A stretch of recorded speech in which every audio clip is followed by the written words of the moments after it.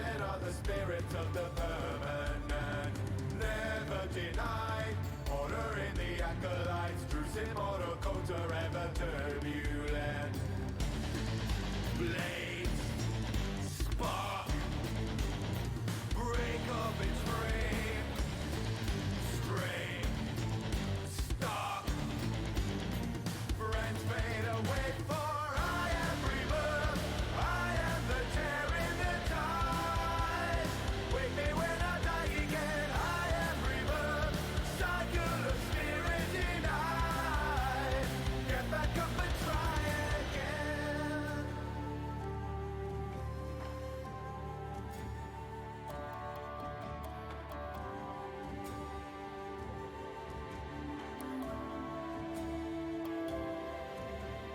Lotus bloom and breathe.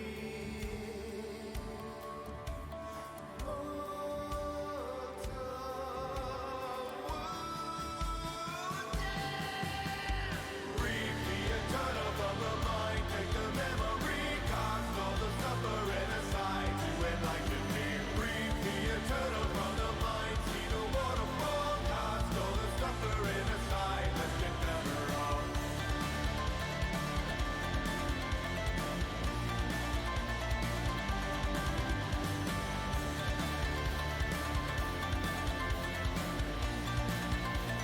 Flaws in the oath, for I am rebirth. I am the tear in the tide. Wake me when I die again. I am rebirth. Cycle of spirit denied. Get back up and try. I am rebirth. I am the tear in the tide. Get back up and try. Rise from the earth. Cycle of spirit denied. Get back up and try again.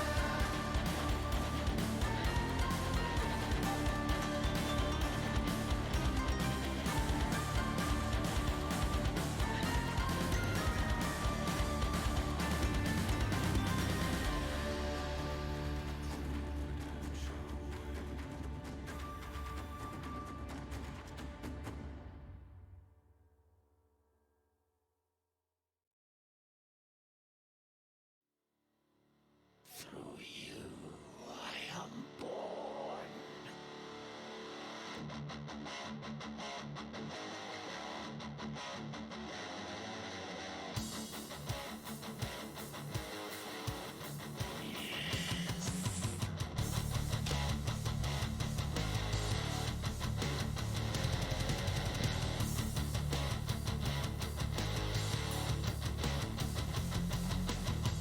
I am the butcher.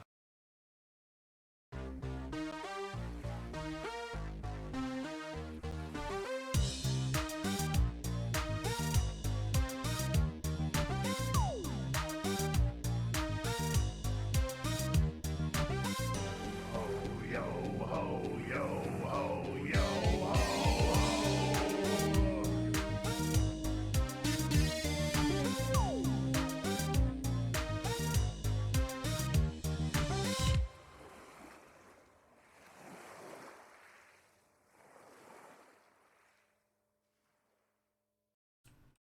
Well, hello everybody. I hope you're having a wonderful, wonderful Friday night. It is me, PieRatKing, here for your Pirate TV this week. I'm going to try to keep it under around the 2 to 3 hours range, and we're going to try to keep it to there today. Mimi, thank you for the host. Your booty is mine. There it is. I hope y'all are doing well this week. That giant, excuse me, pixel chat, what are you doing? Anyways, I hope y'all are doing well. This week we are going to be talking and we are going to be discussing some things that I think we need to talk about, some things that we need to openly have a discussion about, because I believe there are many people that don't understand why certain groups of people are against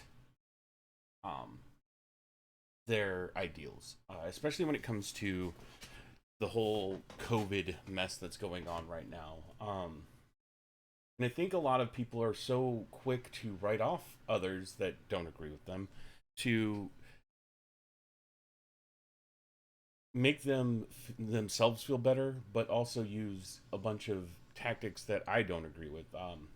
You know, the whole, oh, you approve of killing grandmas kind of thing is a little bit absurd, because most people don't agree with killing Your grandmas. booty is mine. Thank you for the host, X.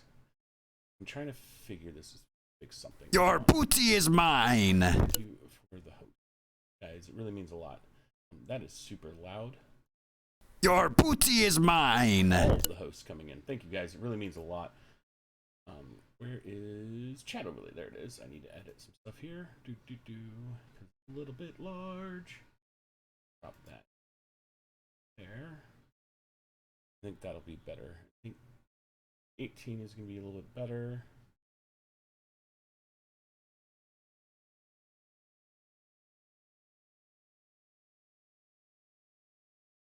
You like this font, though. Not against the font. Okay, I think I fixed it. Let me type something in chat real quick.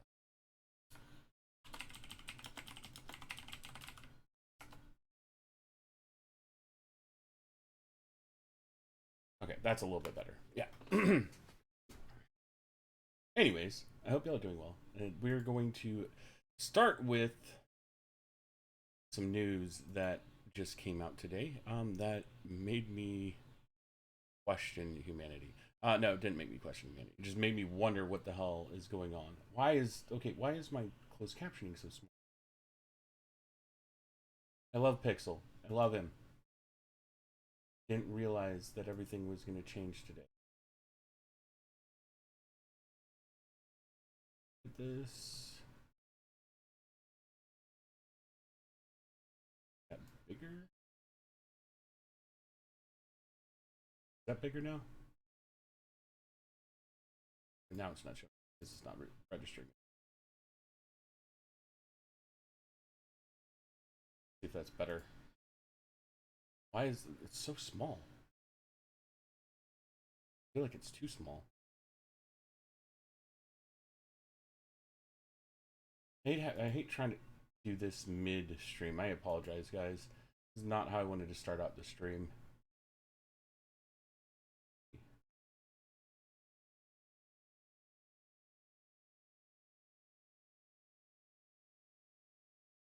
Ooh, 40 looks good.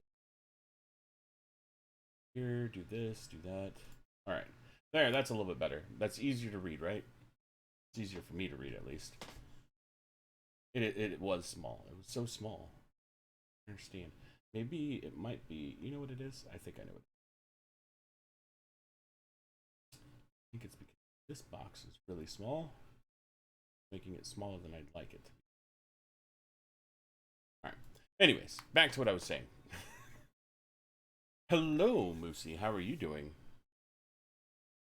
So, if you don't know, I am a delegate for Texas's Libertarian Party to the National Convention. The past day and a half, we've been doing part 2 of our National Convention. The first part was nominating our presidential and vice presidential candidates, which, after a long weekend, we got done. Joe Jorgensen is our presidential candidate, and Spike Cohen is our vice presidential candidate. I'm really, for the most part, I am liking what I'm seeing from both of them. I think Joe is trying her best to get her message out there. I think Spike is a fantastic orator. I think he's great getting his points across. He's a lot better than I am. I have a tendency of pausing to try to rethink of how I want to put things, before speaking out. But Spike is a fantastic speaker. You haven't had the chance to. Now it's just not going away. Well, thanks, Moosey. So, this weekend we're doing the National Convention. A couple weeks will be the state convention.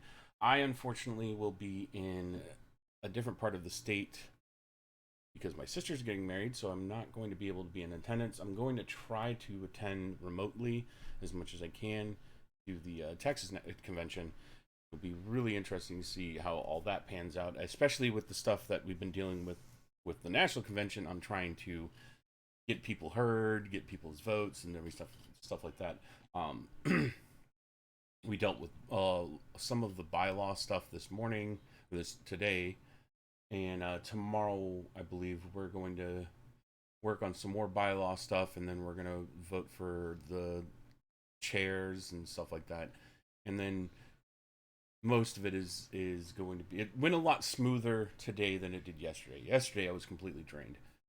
Today it was a little bit easier to handle, so we'll see how the rest of this weekend goes. Anyways, so that's what I'm doing. That's what my weekend's been. That's probably, if you've tried to get a hold of me, why I've been even more like unresponsive than normal, is because I've been dealing with that stuff this weekend.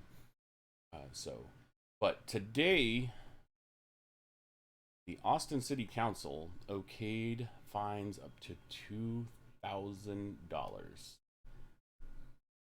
$2,000 if you're not wearing a mask. And I know there's going to be a lot of people that are going to say, well, that seems okay. You know, people should be fined for putting other people at risk.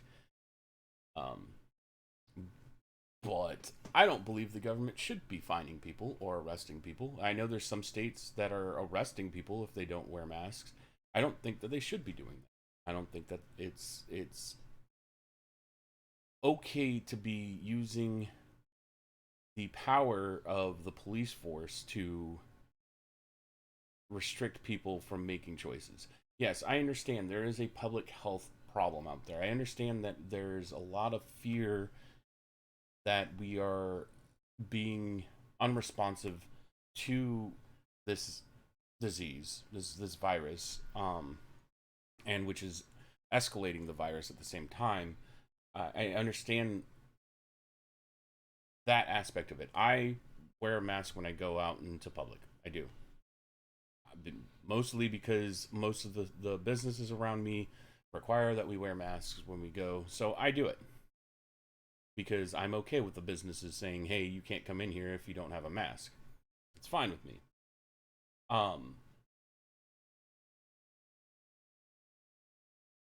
But what if people's choices put others' lives at risk?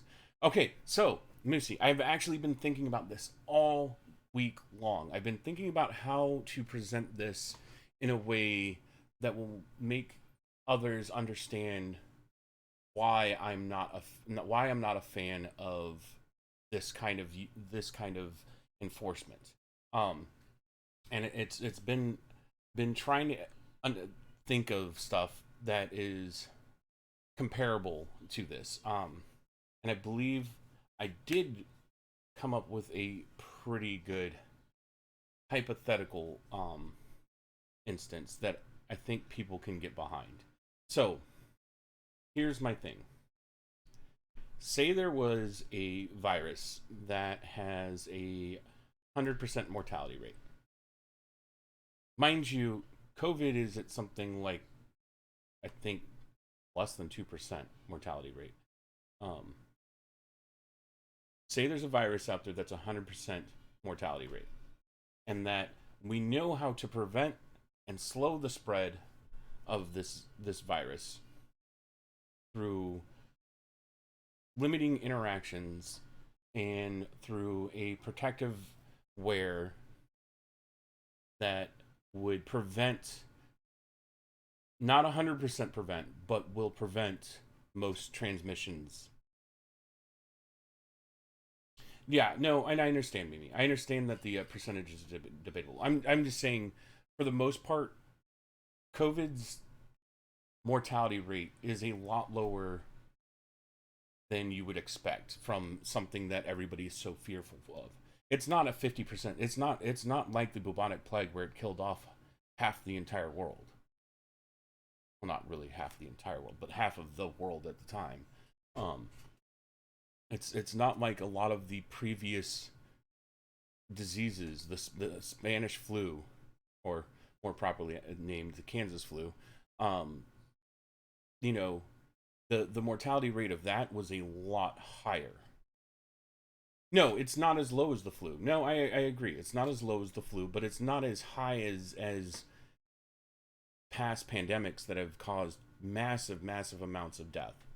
And a lot of that has to do with our knowledge of what disease is now compared to 100, 200 years ago.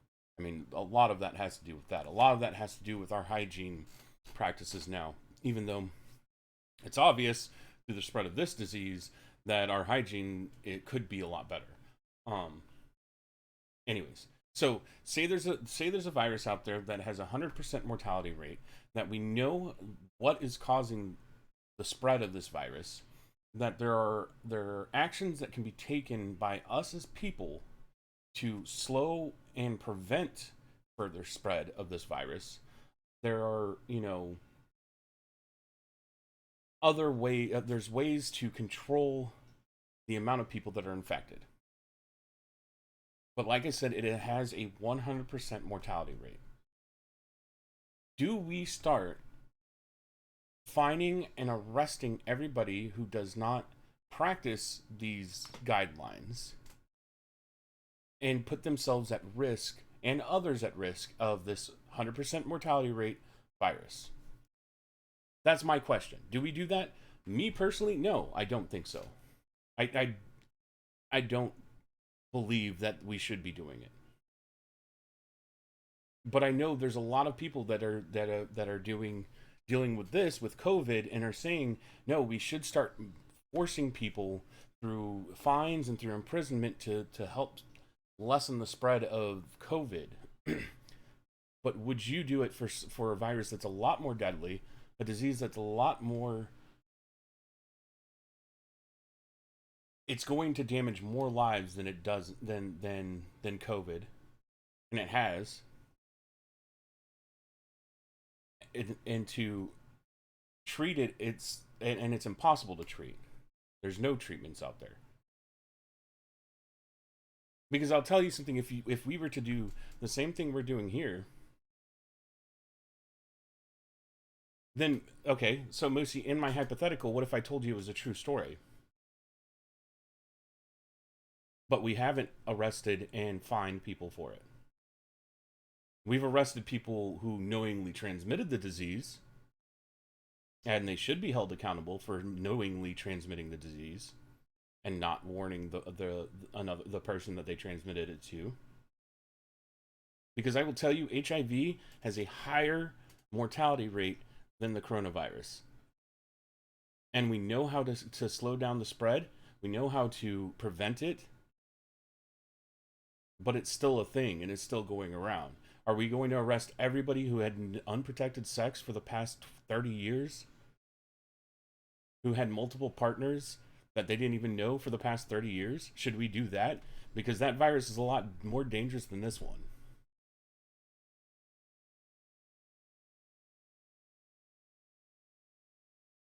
That is the one thing I've been trying to figure out what has been that we all know about, that we all are aware of. We all have. I am a very sexually liberal individual. I don't want to force anybody to restrict themselves to one partner.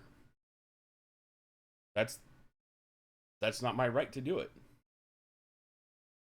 I'm not going to force people to wear condoms. Yes, I do think people should wear condoms. I think that it has been proven to be a first-line defense against the transmission of STIs.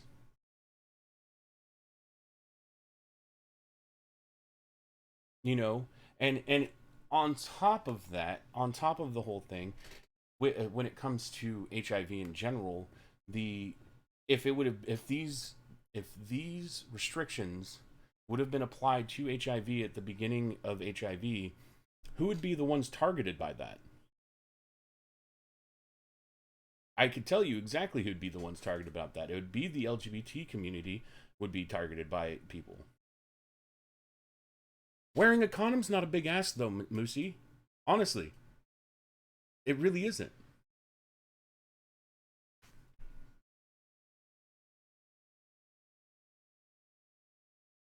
I 90% of the time I've worn a condom when I've had relations with another person. I've taken risks, and I will live with my risks for the rest of my life if something was to come of it.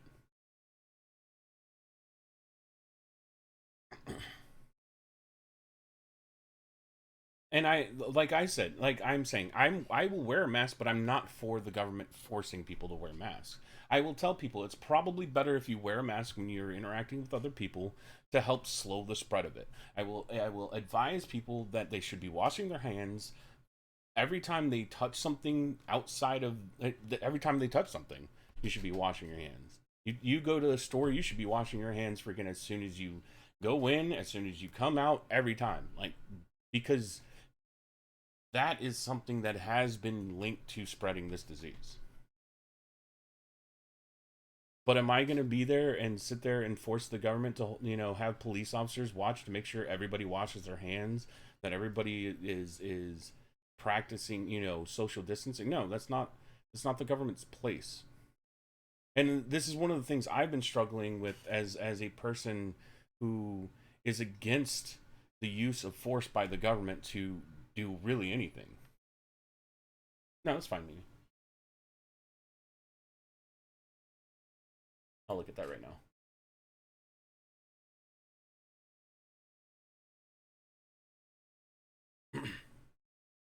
What's this one for?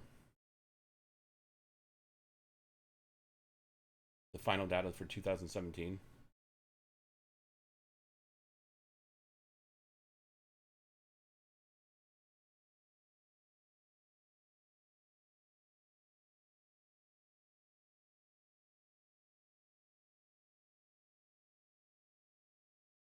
Let me close this.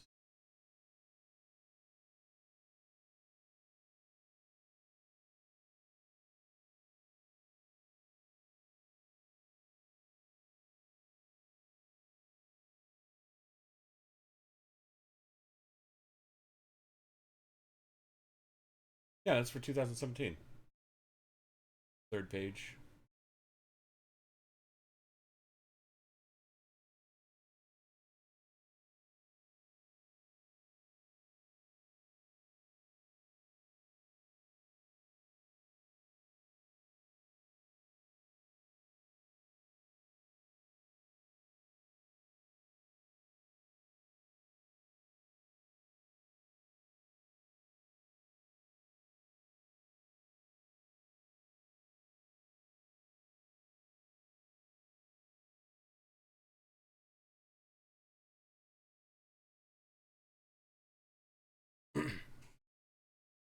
See, but I can't, Mimi. So here's my thing. I can't use the 2017 stats for HIV.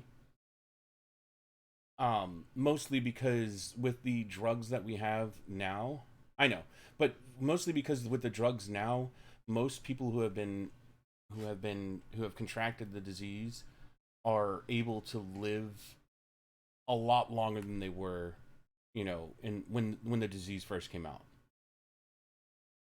I mean, think about the scare from HIV when it first came out. You and I are old enough to remember the amount of people, and it wasn't just somebody that you never met that got HIV. I mean, it wasn't people that you didn't know that got HIV and died from it.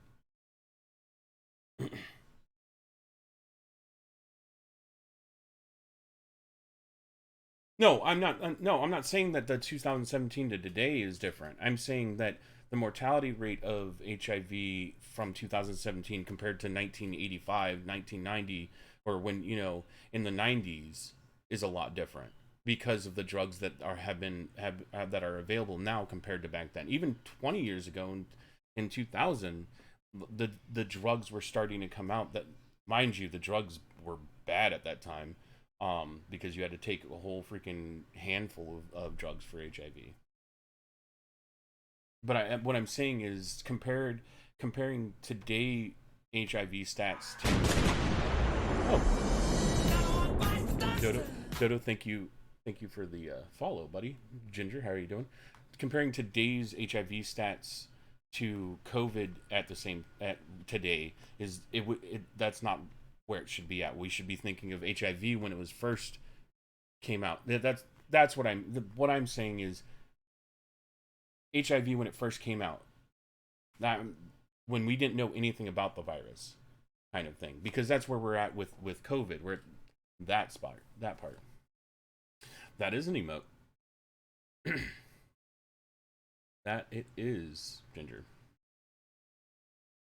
Yeah, no, I'm talking about HIV when it came out. Like you're talking about today's stats of HIV. HIV has been studied over and over and over again, and we've extended the life of people who have contracted the disease a lot longer today than in the 80s and 90s when, you know, we were all freaking out about it. I'm doing good, Trigger. How are you doing? But that's my comparison is in the 80s and 90s, if we started finding people for having unprotected sex and having relations. Hello, Dodo. How are you doing? It's being a little bit ridiculous, isn't it? Thank you for the follow, Dodo. If we were doing to people who contracted HIV, or not even people who contracted, but people who practice unsafe sex in the 80s and 90s, what we're doing with people with masks, would that be okay? Would that be all right? That's what I'm saying. Your booty is mine. There's the host. Thank you for the host, Dodo. That's weird. I feel like it is today.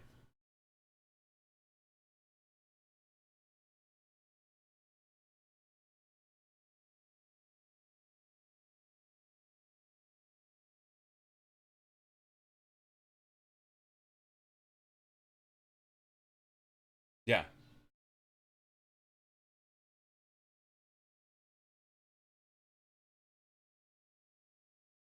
See, now those stats are a little bit more comparable.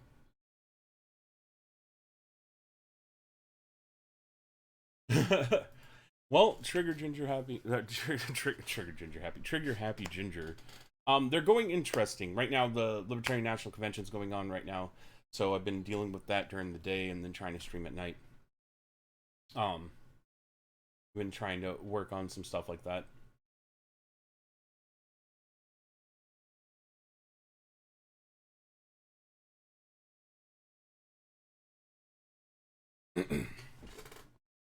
A federal lockdown and imposition of fines wouldn't be silly to your mind. I understand, like, and that's one of the things I've been trying to debate with myself over the past couple weeks is whether or not this is something that I believe the government has the right to do. And I personally now, after thinking about it, I don't think that the government has the right to do with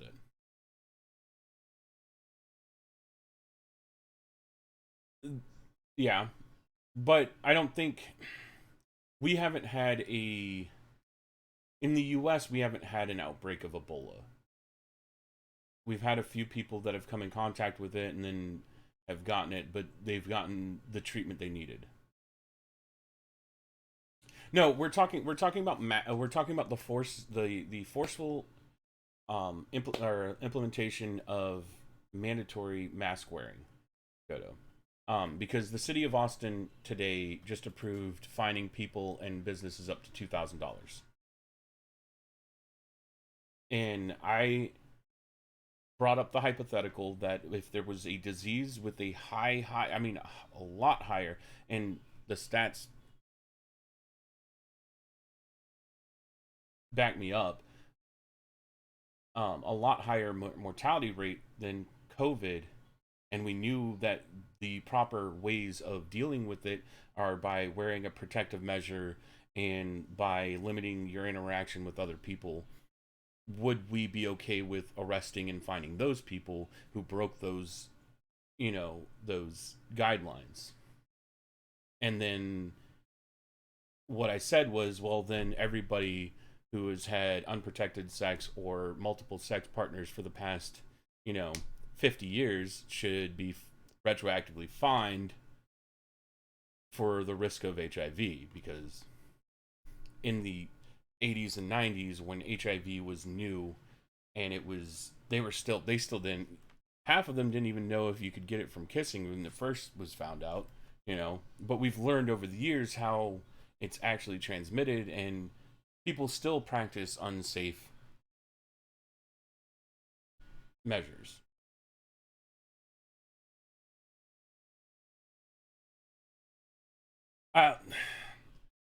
Okay, Moosey, I'm not against the government telling people, hey, you should wear masks. I'm not against businesses telling people you can't come in here without wearing masks. I have a problem with the way that they're going about enforcement.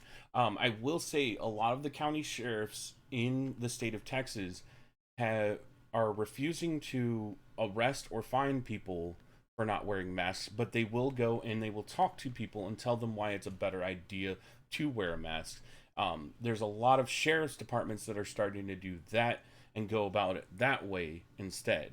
And they've found that people are more responsive when they're told directly to their face by somebody that it's probably in their best interest and that they should do it, that they will end up just masking and saying going on with it. You were talking about this today? Dodo, you are more than welcome to hop in here, dude. No, but that's what I'm saying, Moosey, is a lot of the counties here have found that that's been more effective than going in and imposing fines and arresting people. Because you know what's going to happen. Thanks, Rabbit.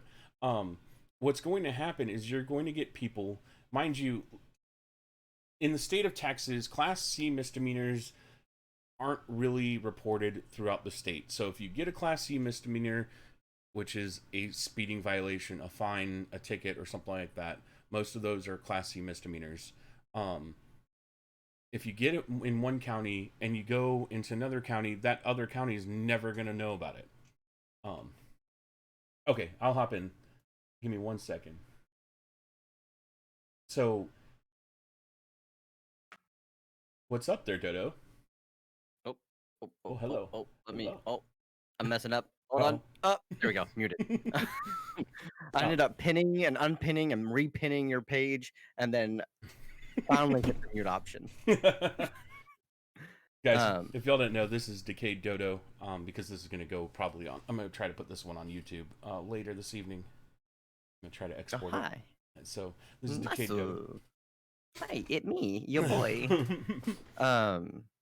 Okay, so to catch up, that way I don't get into this, and I'm only, because I came in the back end of that. Catch me up on what's happening in Texas. So TLDR. So TLDR, Governor Abbott has written a mandate stating everybody when you go out in the public has to wear a mask, and that it is a finable offense. The city of Austin today approved the fine to be up to $2,000. Let me pop this back up. The fine to be up to $2,000. So I believe the $2,000 mark is more for businesses than it is for individuals, but I don't like seeing they fines up to $2,000 when it could be, if it's, for me, most fines when it comes to police, when police are enforcing fining, basically they're going to fine everybody because it puts more money in their pocket, because a lot of police forces are funded majority off of the fines that they receive from traffic violations and the like. I know that's how a lot of districts and a lot of that's going to be a thing of state versus local versus metropolis and all the intersets. My question: have you seen the actual bill?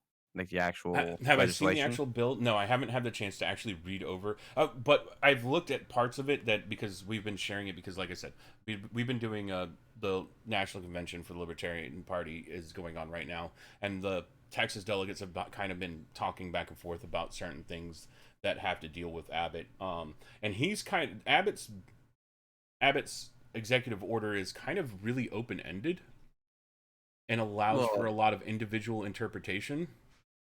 And it's kind of hollow. If That's not surprising, honestly.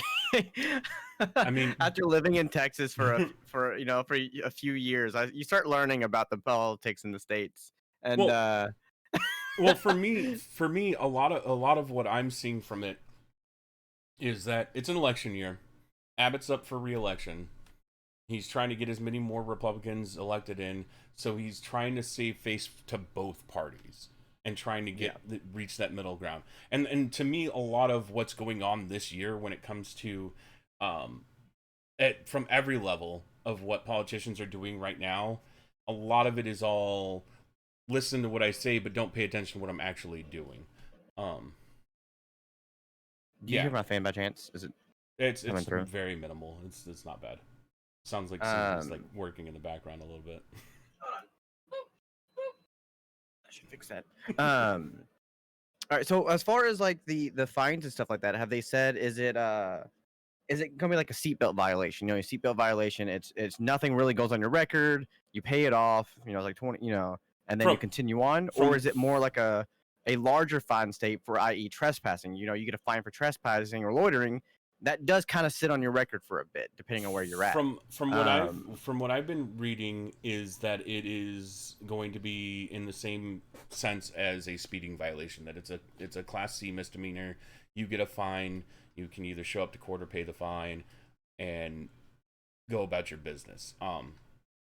I will say though, like, a lot of this can turn really bad really quickly when you start trying to find people because I mean, there's a lot of angst towards the police departments right now. There is absolutely.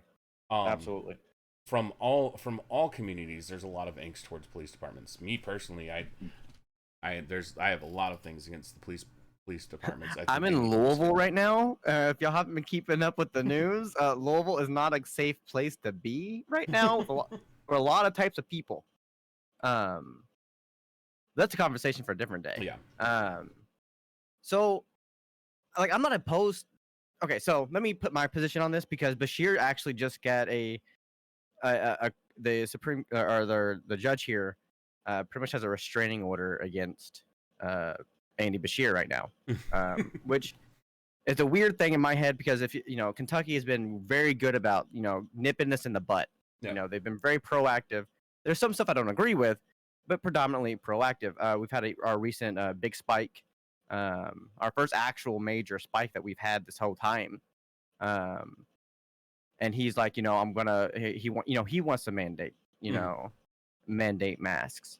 And the conversation I had about the situation was this. I was like, we have to meet in the middle on this issue, which is something no one really likes to do. No. It's my way or nothing. We see this especially with the current two-party system, you know, Senate, House, and everything through. All Democrats vote one way, all Republicans vote another way.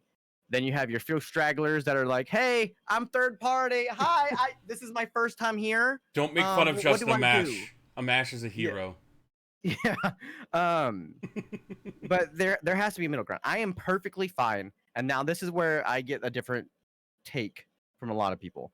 I'm personally fine with mandating masks to be worn to a varying degree, because the actual scientific study, it doesn't bother you at all, unless the only exception if you have a severe respiratory issue that hinders your ability to take breaths.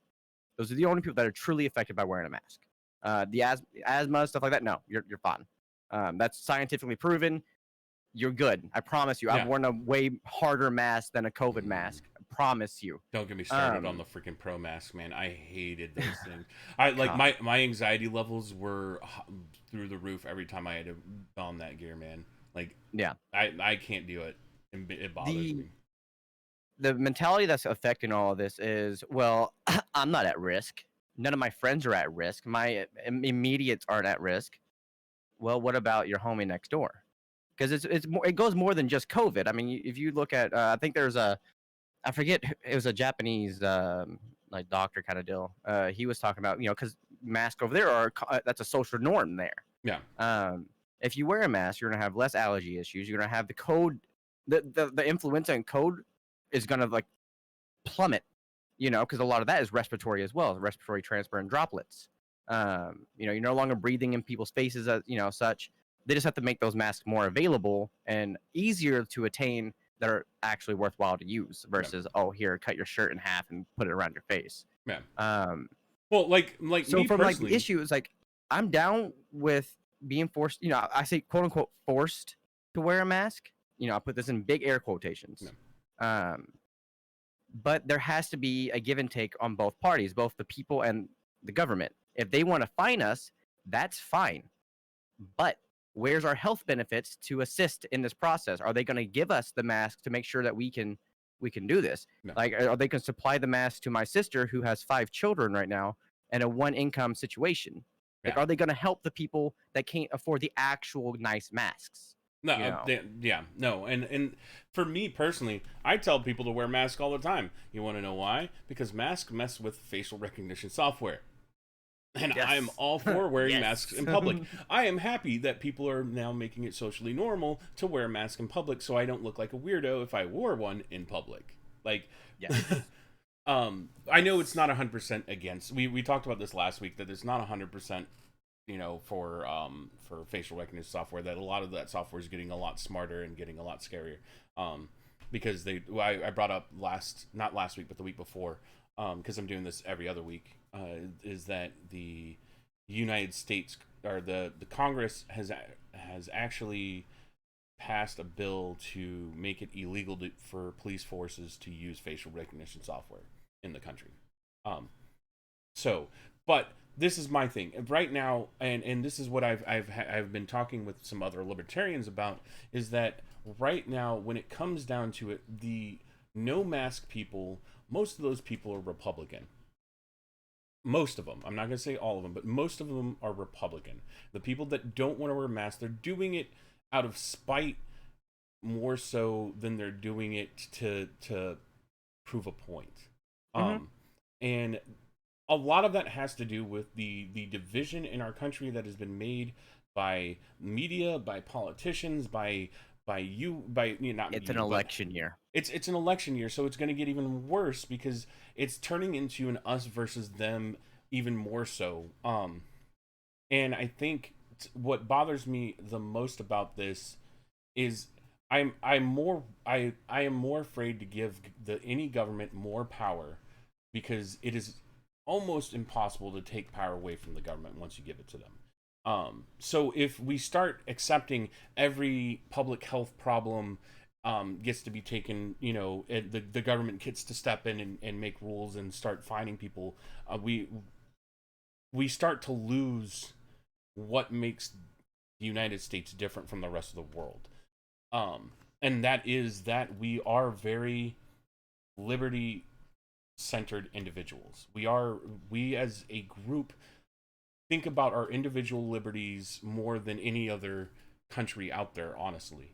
And I think that's something that a lot of Europeans and our friends down in Australia, they have a hard time understanding, is why Americans stick to certain things a lot more than they would ever do it. And a lot of that has to do with our culture as Americans, that we have it ingrained in us to rebel against things that, whether we agree with or not, we have this ingrained in us to rebel constantly, no matter what.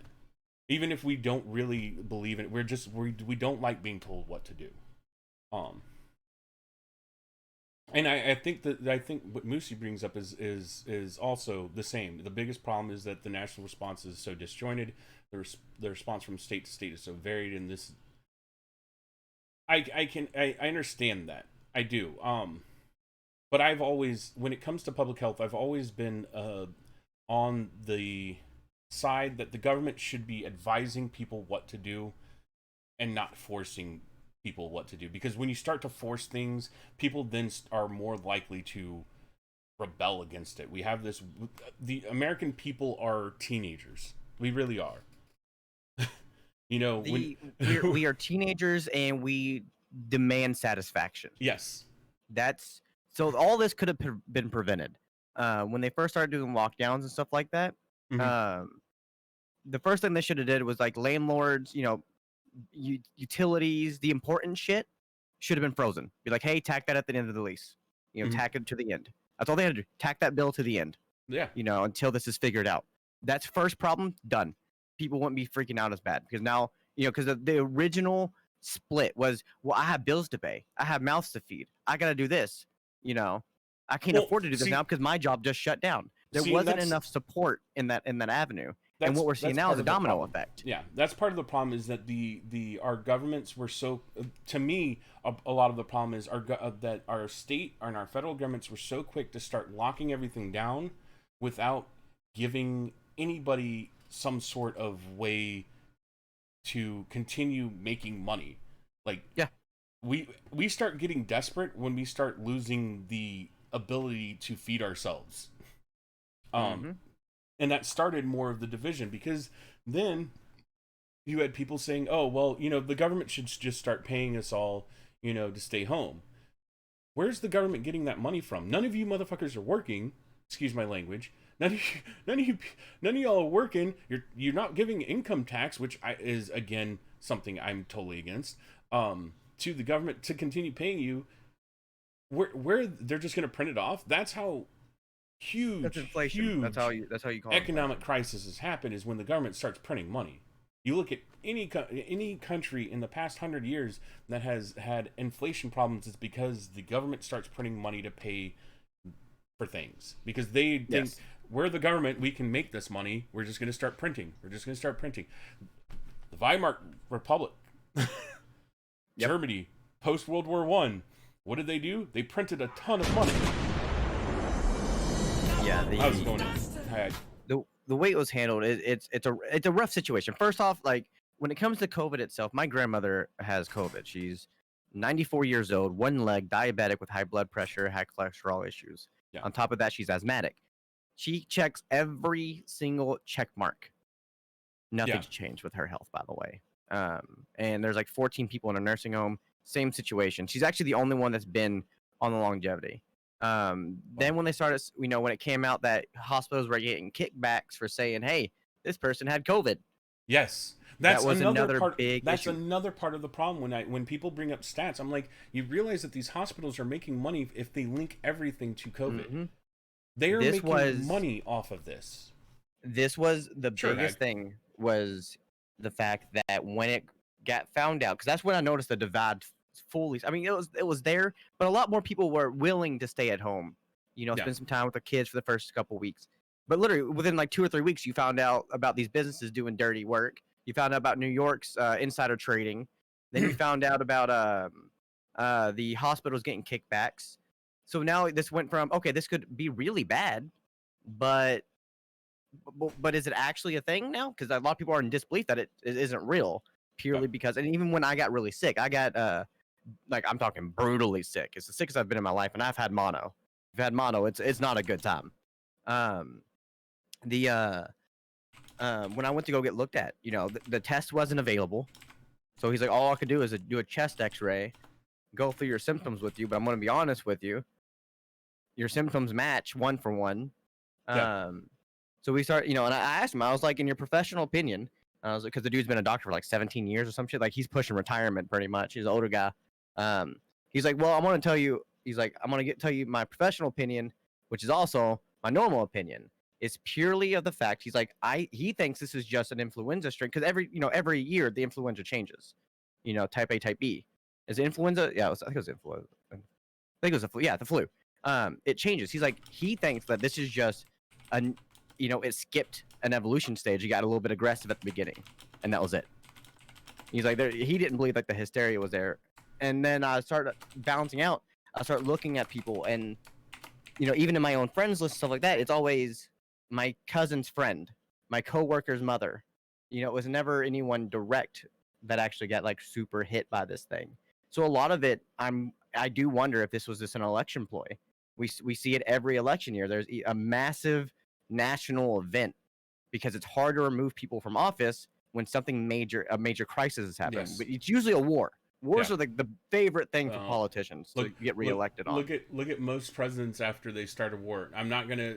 HW was a different thing. But you look at the past 100, Pearl 200 Harbor. years. Look at Pearl Harbor. Oh my goodness! Don't start me on FDR. That's a prime example. Don't I would start me on argue FDR. with some I don't know if it's validated facts or I don't really know how to phrase what it is. You know, the fact of like apparently Bush knew about the airplanes, you know, during 9/11. You know, kind of like the Pearl Harbor situation. They knew there's like, we're coming out of depression. This would really help for us, and I have to get reelected. So, you know, this is a war's great for an economy. If a war is fought right, it's phenomenal for economy. It fills the banks with money. I'll tell you, especially if you're not involved in the war is great for economy. Because I mean, if you look at World War II before the Americans jumped into it, like the U.S. was making bank selling to the U.K., to France, and all of them. But this was something that when you were talking about the whole, you know, that it started coming out that hospitals are getting paid money per every COVID case. Like, this is another thing that's bothered me a lot. The CDC is testing 2 different kinds of tests. They're putting out the nasal test, which will tell you whether you have it at that moment, and then they're also doing tests based on whether the antibodies are showing up in your blood. The problem is that the antibodies, if they're showing up in your blood, only prove that you have had the disease in the past, not whether you currently have it. Yes. So then what's happening is that both of these tests the numbers are being slammed together and put out in the data, and they're being put out as the total number of cases. The problem is how are we to know whether it is a brand new case, or if it's somebody who's testing positive for the antibodies, that saying that they've had it in the past. Also, how many times has that one person been tested and their test been added to the count? Because I know with there's some businesses that are if you test positive for COVID using the nasal test, then you have to be tested 2 to 3 more times, or you have to test negative 3 times before you're allowed to go back to work. So if this person tests positive, then they go back in a couple weeks, they still test positive, and then they go back in a couple weeks, and then they start testing negative again. Are both those tests being added as individual numbers, or are they being linked to the same case? And that's part of the issue when it comes to all this data that's being put out there for us, and we're trying to absorb as much data and try to decipher. I'm trying to decipher it for myself, because honestly, I don't trust the news. I don't trust media. I don't trust those people, because they consistently have proven time and time again that they are more about getting the ad revenue than they are about actually producing news. All the media is a giant YouTube channel. It really is. It's what's my clickbait title, i.e., look at the previous article you had. Austin okays the 2000 here it is. Austin City approves fines for not wearing masks. It's whatever can get you the clicks. They don't, and the articles never really go in depth either.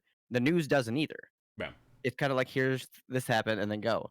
They're just YouTubers with a bigger budget and a bigger team. That's all media is turned into. Yeah.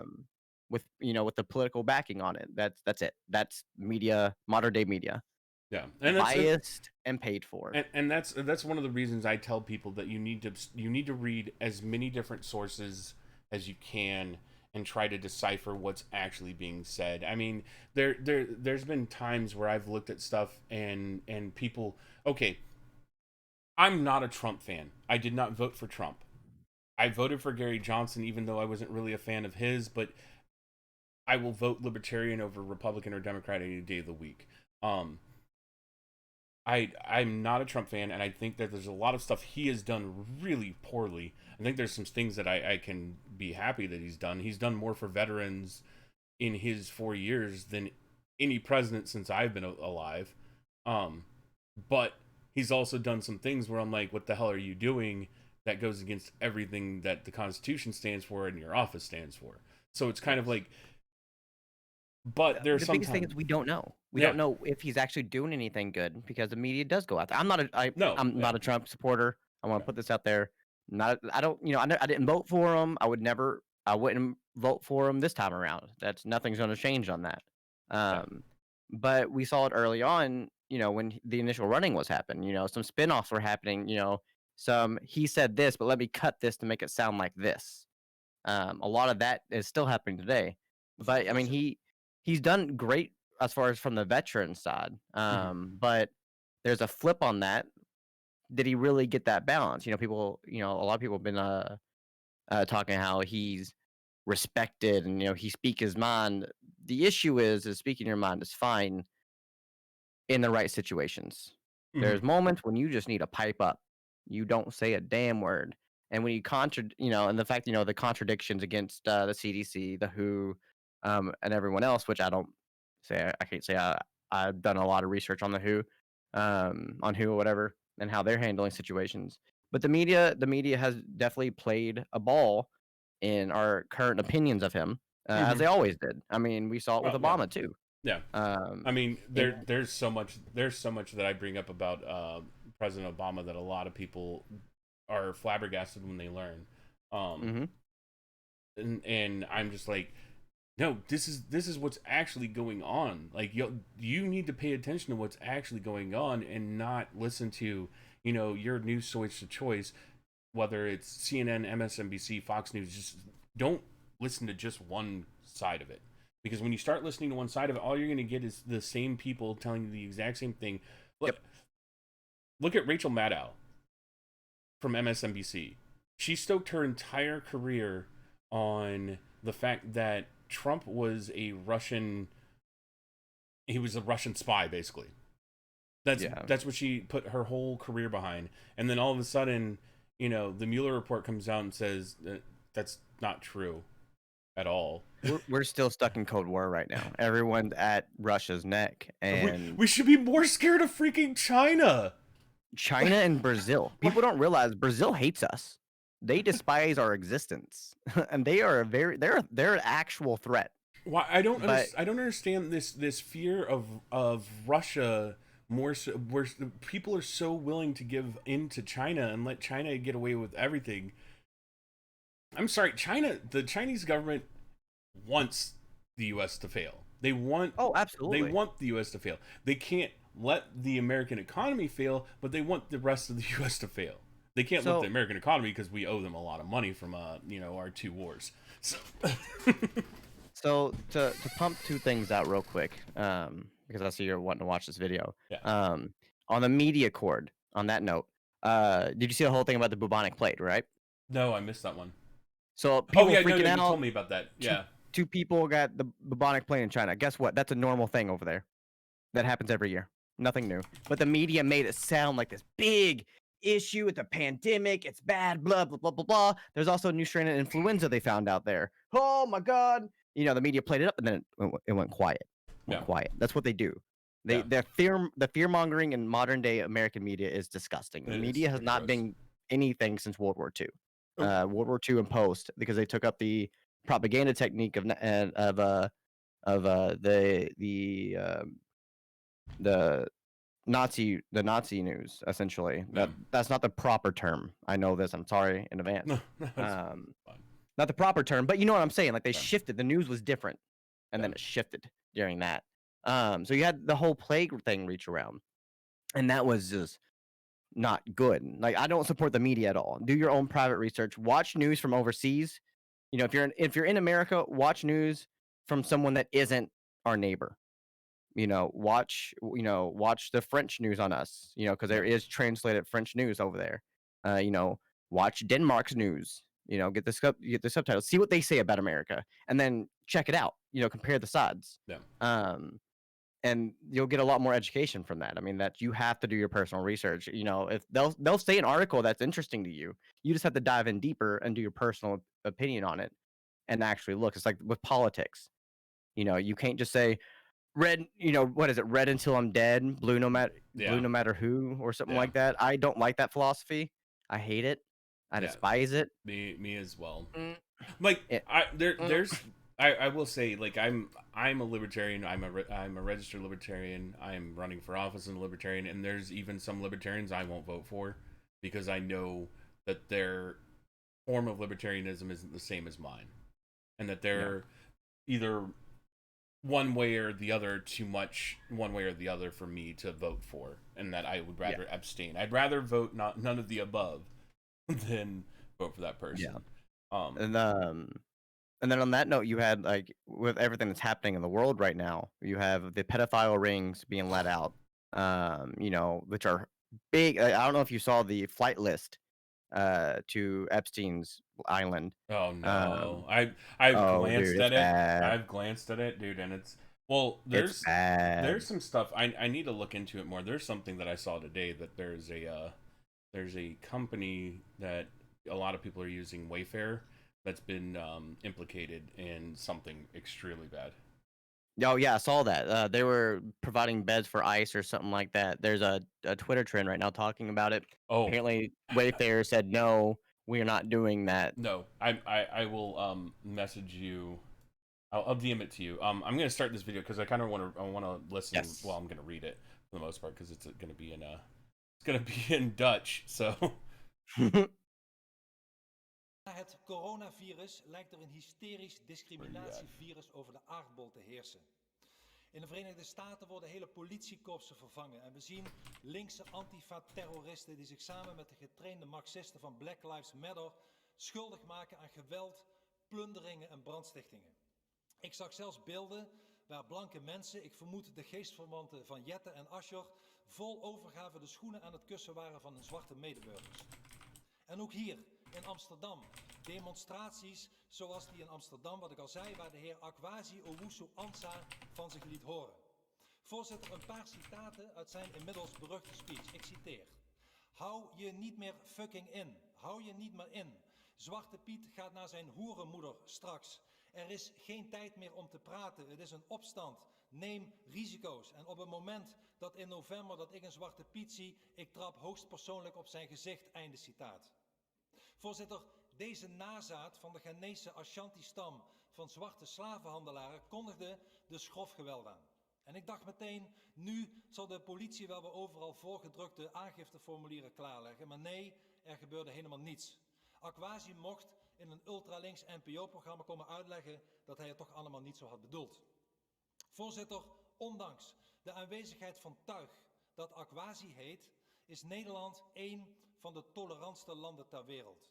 Alleen idioten maken een onderscheid op huidskleur. En de meeste Nederlanders hebben dan ook helemaal geen probleem met welke kleur je huid heeft. En dat is maar goed ook. Er zijn wel incidenten, maar vorig jaar zijn er uiteindelijk slechts 123 discriminatiefeiten bij het Openbaar Ministerie ingediend. De heer Klaver. Voorzitter, allereerst, ik vind het echt schandalig hoe u spreekt over Oh my Aquarius god, that kunstenaar text. en hoe u Why that deze color? woorden gebruikt. Dat zijn we gewend van u. Ik wil hier gezegd hebben dat ik het echt geen pas van hebben en schandalig vind. Maar meneer Wilders, u zegt mensen die naar huidskleur kijken, die zijn idioot. Dat is interessant. Ik heb namelijk het gevoel dat u dat eigenlijk ook voortdurend doet. U heeft het over de demonstratie in Amsterdam en hoe verschrikkelijk dat was. En wat ik zag, bij al die demonstraties, mensen met mondkapjes op, die zo goed als het ging afstand hielden, maar geen geweld werd gebruikt. En het was schandalig. De burgemeester van de hoofdstad die zou weg moeten wezen, want het kon absoluut niet. Vervolgens was hier in Den Haag een demonstratie van witte mensen. Daar waren voetbalhooligans bij. Die sloegen de boel kort en klein. En de heer Wilders had de grootste mond over dat de politie hier verkeerd had opgetreden, te hard had opgetreden. Dit kan niet. Een grote mond over dat deze mensen niet mochten demonstreren. En de heer Wilders beweert dat hij niet naar huidskleur krijgt. Volgens mij is de enige idioot hier, voorzitter, de heer Wilders. Nou, voorzitter, laat ik op allebei de punten ingaan. Het eerste punt is de heer Akwasi. Ja, ik vind het werkelijk met geen pen te beschrijven dat de fractievoorzitter van GroenLinks hier, dat die iemand die zegt dat hij als hij in november iemand tegenkomt die Zwarte Piet is, speelt, dat hij hem hoogstpersoonlijk op zijn gezicht trapt. Dat is geweld, dat heeft niks met kunst te maken, dat heeft met geweld te maken. Misschien in uw sfeer van marxisten die opgegroeid zijn met grof geweld en anarchie. Hè? Want daar komt GroenLinks tenslotte ook het communistische deel uit voort. U komt voort uit de traditie van marxisme en van geweld. U snapt dat misschien, maar ik voorspel u dat heel veel Nederlanders er niets van snappen en ook het gewoon tuig noemen. Zo'n man als die Ghanese die zegt dat Zwarte Piet op zijn gezicht moet worden getrapt. Zo, die heb ik geantwoord. Dan het tweede deel, mevrouw de voorzitter. Ja, natuurlijk, ik heb helemaal niet opgenomen voor die voetbalhooligans. Ik heb gezegd dat die politie ongeveer voor alle camera's hier, dat waar die politie de voetbalhooligans aanpakt, dat volstrekt terecht is. Maar dat het oneerlijk is, en ik vind het onvoorstelbaar dat er gisteren een motie van mij is verworpen die zei, gelijke monniken, gelijke kappen, niet met 2 maten meten. Sauce for the goose is... So what's good for the goose is good for the gander. Met alle regels, waar bovendien opgeroepen wordt tot geweld. En hier in Den Haag, maar ook in Eindhoven, mensen die demonstreren tegen het beleid van de premier, om die te gaan verbieden. Dat is oneerlijk, dat is meten met 2 maten. En juist een kabinet moet ervoor waken dat mensen die tegen hun beleid demonstreren, dat die op de eerste rij komen te staan als het gaat om het toestaan van demonstraties. Voorzitter, Klaver. de enige die hier met 2 maten meet is de heer Wilders. Ik heb bij al die Black Lives Matter protesten niemand groepshugs zien geven. Aanwijzingen van de politie zien negeren. Dat gebeurde hier wel. Daar heeft de politie op ingegrepen. Die keken niet naar huidskleur, die keken naar gedrag. En de manier waarop de heer Wilders hier spreekt, lijkt erop alsof hij sommige mensen hier juist wil voortrekken. De enige die hier met 2 maten meet, voorzitter, is de heer Wilders. En dat weten we van hem. Maar hij probeert het te verpakken in een manier waarop hij ieder ander, burgemeesters in het land, collega's hier in de Tweede Kamer, in de schoenen wil schuiven dat er met 2 maten wordt geweten. U doet dat. Omdat de wijze waarop u spreekt over zwarte demonstranten volstrekt anders is dan witte demonstranten. En laten we hiervoor helemaal helder zijn. Iedereen mag in dit land demonstreren. Iedereen. En daarbij hebben ze zich te houden aan de regels. En burgemeesters hebben de verantwoordelijkheid om te kijken of een demonstratie door kan gaan, onder welke voorwaarden. Daar ligt die verantwoordelijkheid. Niet hier. Maar alsjeblieft, meneer Wilders, ik heb u zien twitteren op een manier hoe de politie is opgetreden hier bij demonstratie. Als daar fouten zijn gemaakt, moet daar onderzoek naar worden gedaan. Maar u neemt het op voor hooligans. Dat is wat u doet. Nou, u gedraagt zich nu eerder als een... Must skip ahead a little bit because it's a 41-minute long video. I think what you're going to see in this is much like what every other political debate is. There's a lot of name calling and a lot of you have double standards, you have double standards back and forth. It's really interesting to me. It's really interesting. It's really interesting to see it from a different country because I don't know y'all's I don't know y'all's laws when it comes to the like stuff that we think is just normal, like freedom of speech. To us, protests should be allowed. Well, to me, protests should be allowed no matter what. As long as they are peaceful protests, that there should be no interference in them, and as long as they aren't interfering with the lives and livelihood of others to a certain extent. I'm okay with disrupting, with the civil disruption, because that is something that is that's what a protest is for. Because if you're just standing there with a sign, most people are going to ignore you. Honestly, there's plenty of people that I've seen protest in the past that just stand there with signs, and for the most part, you just don't. You glance and you see, and you're like, oh, whatever, That's been our big debate here, because people are freaking out. Because I mean, we're months into protests right now. Yeah. It started out as let's just stay on the sidewalk. Yeah. They got the permits, and then it turned in, well, that wasn't working. Well, they're protesting right in front of the police station. Mm-hmm. Then it turned into, all right, well, let's walk the sidewalk. We'll leave the permit area, and then that was met with tension. Police were like, well, you don't have a permit to walk the streets doing this, and we're like, this is where the rights come into an issue. Yeah. Keep in mind, Kentucky is a commonwealth at that, so a lot of federal stuff doesn't affect us. Commonwealths. It's a Commonwealths. it's a double-edged situation. I'll tell you what. I lived in Virginia for a while. Then but then that wasn't working, and they just got police tension. So they're just like, yo, we got to rise. This is Yeah. what we needed, because that's what a protest is there to do. It's get a rise out of people, get action being made. Yeah. No action was being made, and then it turned into, well, let's walk the street. And then that's when everyone started losing their damn mind. I'm gonna run over them protesters. If they come near my Yeah. car, I'm gonna shoot them. First off, no, you won't. You don't want to live with that in your life. No. Promise you, you don't want that. And that's also murder. That's technically premeditated murder on top of that. Yeah. If they find out that you posted that on social media or Yeah. anything like that. So you're not ready for that, I promise you. And now that they're blocking the bridge one of the bridges connecting to Indiana, making it to where you pretty much have to go to a toll bridge. The inconveniencing like that, I think, should be allowed. But we're getting a lot of entrapment issues, a little bit of brutality issues on both ends. There's no, but I am on a certain side of this. I mean, you can only yell about an issue so long before you need to take steps. And one side's willing to make these steps, the other side isn't. I mean, it's to the point where the mayor asked former Chief Officer White to come in and help out because the chief of police got fired. Mhm. And, well, Chief Officer White said, no, this is your problem. You did this. You fix it. So they have a yes man acting right now. Yeah. So, like, that form of protest, how far, and this is just me curiously asking, how far is too far for protesting? For me, protesting gets too far when you start destroying private property and threatening individuals' lives and safety. When you get to that point, I think that that the value of the protest starts to lose its value to outsiders.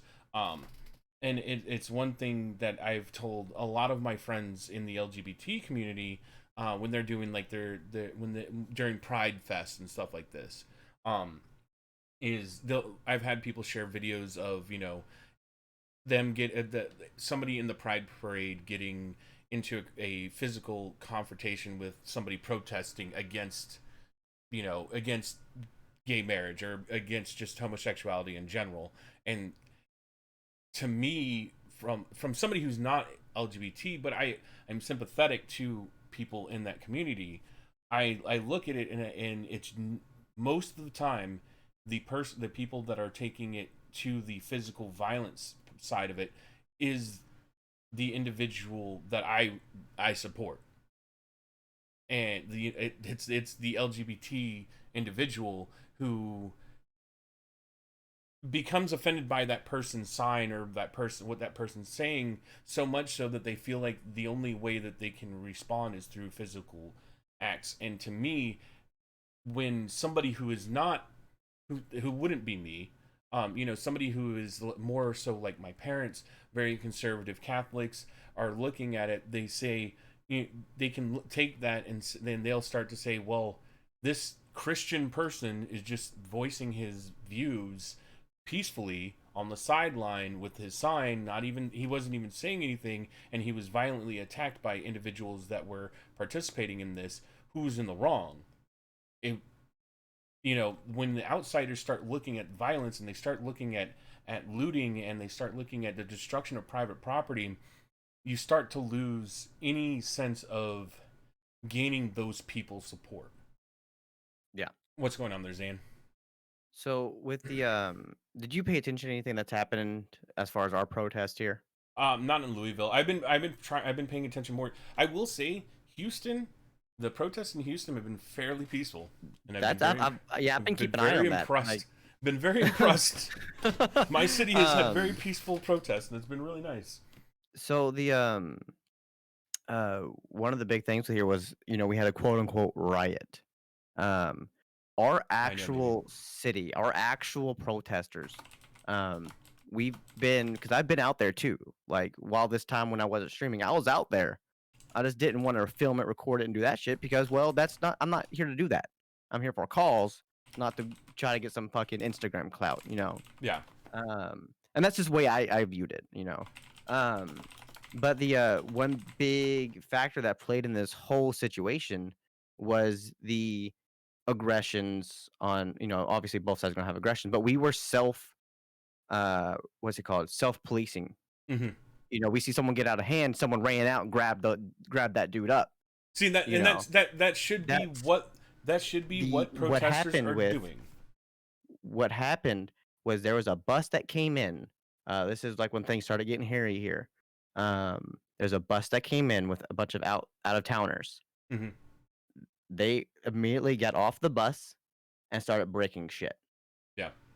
Apparently, the people, none of them managed to get arrested, but from like passing conversations, shit like that, apparently they're from Chicago down to I think it was Atlanta. So like it was a spread of people on Greyhounds Yeah. from that range, people that were out of state, and all they did was they joined the mob, and then you saw them break off and start breaking shit. Well, because hu- humans have this problem. We have this issue that we Of start existing, to I agree. we start to and they teach this. I would if y'all don't know, I was in the military. I was military police in the army. And they teach you in riot response. I think you follow it. They teach you in when you're responding to riots and when you're dealing with riots that people in a general, when you start to group people up, they start to get what we all know is mob mentality. You start to see basically everybody starts doing the exact same thing, no matter if they actually believe in it or not, that it's right or not, because everybody around them is also doing it. So they start. It's just this weird natural instinct we have as humans. So what will happen is if you're responding to a riot, if you're if you're an MP or if you're part of a riot force, riot response team, and that's a whole nother thing that I got into a conversation with a couple weeks ago, is that you have to focus and remove the agitators, because there's always the one or two individuals that are going to be the ones who start everything off, and you start to try and when you're responding to these incidences, whether you're there just to protect the protesters from other people or not, you have to start recognizing who are going to be the problems, who are the agitators, who are the ones that are going to escalate beyond a peaceful protest to make things violent. And so when you start targeting these people and you start looking at them, as soon as they start showing signs that they're going to start throwing things or start attacking the response team, you go and you perform a snatch and grab. You basically you force your way out and into the crowd, surround him with people, grab him, tie him up, and drag him back. So it's really interesting to see in live action when it happens, with the way the line will move out and encompass this one individual, and then one of the guys in the back will come up, zip tie, and then they'll remove him. And I think a lot of protesters are starting to learn that they need to get these people under control early, otherwise they do escalate really quickly. And then it turns into looting, it turns into rioting, and then you start to lose any kind of sympathy that you were gaining from people that are outside looking in. And it to me, when people are like, oh, well, rioting's the only way we can get looting and rioting's the only way we can get people to listen, was no, because most people, as soon as they see that you're willing to forego your message to destroy other people's stuff, and I'm not talking about just Starbucks, I'm talking about like the black businesses that were destroyed in Atlanta, or the businesses, the independent businesses, the small privately owned businesses that were destroyed in Minneapolis. These are the places that are getting wrecked, and people are losing their livelihoods, and they're barely struggling, barely making it as is, just trying to own something that was theirs, that they built they built their whole lives through. So that's a loaded situation, though. So obviously, from an outside perspective, because we brought up that angle. When I was watching the live feeds, because I didn't watch the news from Minneapolis, I watched the actual physical live feeds. And they were talking about, that in particular there in Minneapolis, there's like a liquor store that got burned down. That was the big one that everyone was really upset about. The quote unquote reason for burning that one down was because he was directly supporting the police and was like very anti the movement, was very, not with it. So someone is supporting what you're against, at that point, with this escalation that's been done and stuff like that. Yes, their livelihood, was ripped from 'em. I don't support that. Yeah. I want to point out this. I don't support you losing your livelihood. However, if I find that you're a racist bigot, I will make sure everything under my power. I will not support any dollar going to No, you. I'm very much the same way. And this goes back to the idea of true anarchist capitalists believe that if the truth about you and your personality and the way you live your life come out and people don't agree with it, they'll stop supporting you, and then your business. Yeah. That's something that most people can get behind. I don't buy from individuals that I feel like don't treat other people like people. My big point is, at what point is it a victim versus collateral damage? Because that is two different things. Yeah. At least in my mind, like collateral damage, it's unfair. It happens, but it helps push something forward.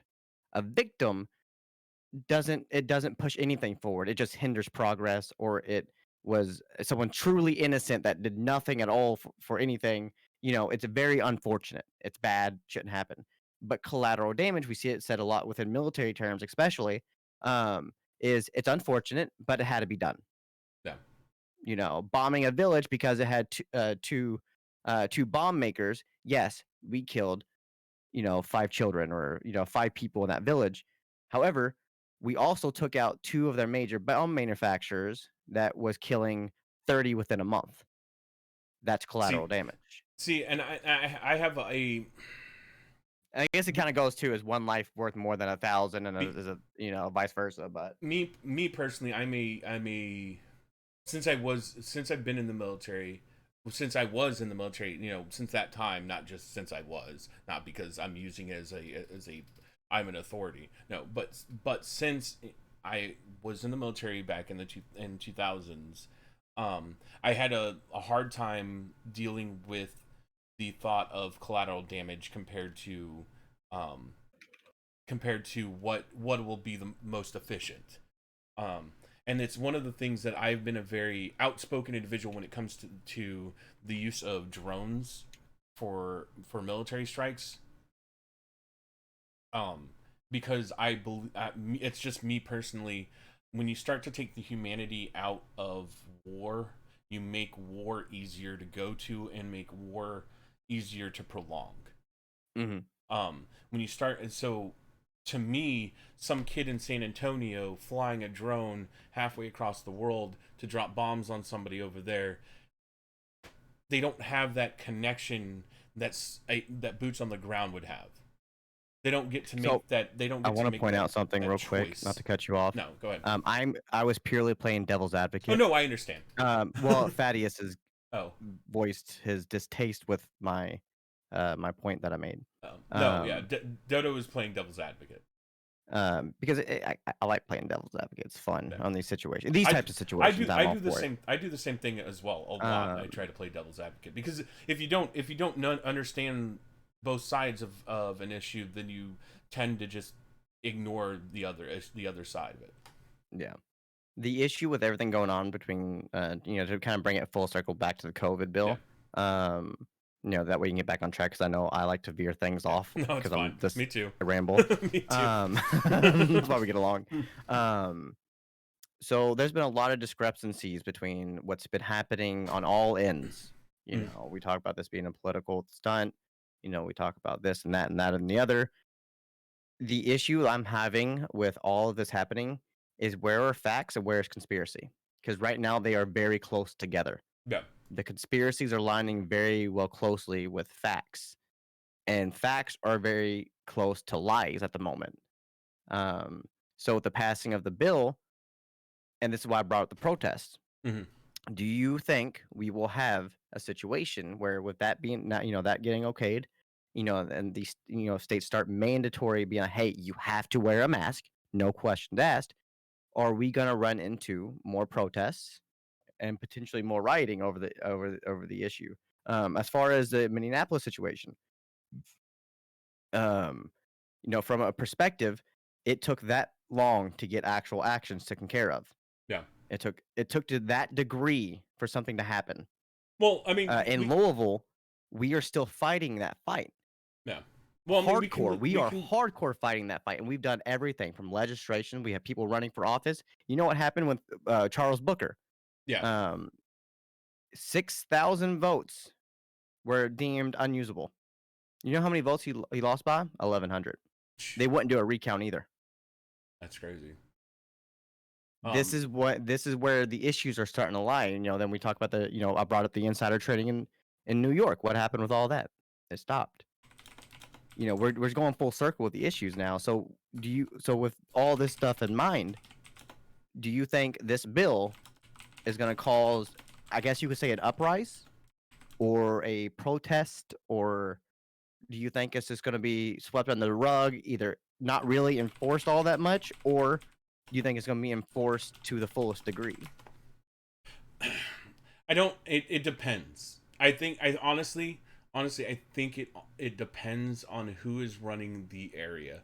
And I'm going to bring this up for it because the Texas Republican Convention was supposed to be held here in Houston this weekend. And the mayor of Houston canceled it. The mayor of Houston is a Democrat, by the way. I'm not saying that he did it because he's a Democrat and there was Republicans, but he canceled it using COVID as the reason to cancel it being held here, held in Houston. There's a couple of counties around the area that are saying, hey, come over here, we'll hold it for you. But when that starts happening, I think you're going to see more polarization. I think that people are going to start suspecting that enforcement of these kind of rules and these kind of laws will be one-sided compared to who is the person in power.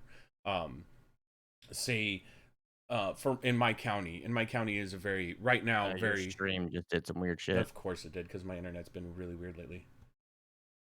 Is it back? Now we got an ad. I don't know. I have an ad. Yeah, it came back then.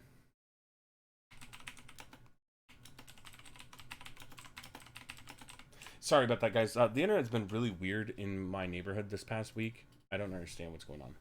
It's COVID. COVID did it. Anyways, as I was saying, people are going to start looking and wondering whether enforcement of these kind of rules are going to be based on your political lines. I think that in my county where I live is right now very red county, but it's slowly turning blue. And that's in the district I'm running in, the 22nd district of Texas. It's been red for years. It's been red for so long that a libertarian actually held the office, but he ran as a Republican just to make sure he got in office. And I'm talking about Dr. Ron Paul, by the way. But now, the last election for the U.S. House Rep was 2 years ago, and Olson, almost lost to the Democratic candidate. So our district is slowly turning blue. I don't have a problem with it. I just want more people to start looking gold. But that's for my own personal selfish reasons. But I think people need to start looking gold. They need to start looking green as well. I mean, we can't undermine them at all. Well, and I was just asking Hag in the chat how many parties that they have over there that the Dutch have, and he said that there's 7 active parties in their legislature over there. And I dream of that day. Honestly, I dream. No, Hag was the one from Denmark. Is that what I saw? He's Dutch. Dutch. There we go. Yeah. Yeah. The Dutch over there. Yeah, Denmark's Danes. The Netherlands is the Dutch. I had to process it for a second and try to remember which one was which. No, so in the Netherlands they have seven different parties in their legislative branch. We have 2. Well, now 3 if because Amash is now a libertarian, but we'll see how that goes in this next election. And a lot of states are starting to look into doing ranked choices. They're starting to look into ranked choices. That's gonna cost him the Dutch vote. You know, it's funny you brought up the whole the rally getting canceled, or Yeah. I don't know. So it's we the convention. had The Texas Republican convention was supposed to be held here. so rally convention, whatever, same thing. Um, both are met with protests, so it don't matter. So during that election, also for the for the chair, they used COVID as a Your reason. booty is So they mine. locked down all polling stations except for one polling station in the entirety of Louisville. Keep in mind, Louisville's big. One polling station was allowed to be open. While you also had social distancing, you had max capacities, which were obviously tremendously lowered, and they flat out shut the door on the line. In the name of COVID, they said. They shut down all the polling stations. There's only one polling station permitted. And we're talking, some people have to drive an hour to go vote. Yeah. I think people are leaning on this COVID thing a little bit too hard. It seems, like I said, it seems almost like COVID is being used for a political stunt or an agenda more than actually being an actual respectable issue. No, and that's another thing that's bothering me, and kind of like so I received an email earlier this week asking me to fill out a survey about 10 different or 10 questions, 10 bipartisan questions for candidates running for office for the U.S. House, Senate, and governor and stuff like that. And I was looking at it, and it's specifically for Texans. And I was looking at it, I was reading through it, and they brought up, one of them was mail-in ballots. And this kind of goes into what they were talking about in chat earlier about voter ID and everything like that. And they were talking about mail-in ballots. And I have a hard time choosing a real concrete side on mail-in ballots. I think that we should have the option to do mail-in ballots, but I have a fear that abuses will happen with mail-in ballots. Partially because our registration system, the way, at least here in Texas, what I know of it here in Texas, the registration here in Texas is a little bit strange. There are people that are on registration lists for years after their death, because there's not a yearly re-register kind of aspect. That's not of it. just a Texas. I know it's not. It's I'm using it because everywhere it's I've something lived, I it's been actually. like It's something I actually know, though. Yeah. I can't say this is how it is. No, I'm just everywhere. backing up your thought process, letting you know this is an issue everywhere. No, I'm sure it's an issue everywhere. I just know for Texas, this is a fact that there are people that get stuck on these registration lists for years upon years after their death, after they've moved, after they've been charged with a felony and lose their right to vote, which is a whole nother issue that I have with. But then, how do you combat the abuses that can happen through mail-in ballots? Because there isn't a person checking to make sure you are voting in your district, you are voting for people to represent you, you are who you say you are. And this is one of the things that I've gotten to discussions with people about voter ID. Is I don't have that big of an issue with voter ID. Requiring voter ID, and a lot of people are going to say, well, the poor can't go get IDs, that these people can't, and I look at them and I'm like, how do you know this? Do you go and ask them? Because I can go down to the third ward and ask these people where they get their IDs from, and they'll tell me, hey, yeah, I walked over there, paid $5, got my picture taken, now I have an ID. I know where to go get my ID. I could tell you the 4 DMVs in my area I can go get my ID from. Not only there's that, a special branch in some places too that their primary focus is getting IDs readily available for people that are less fortunate. Yeah.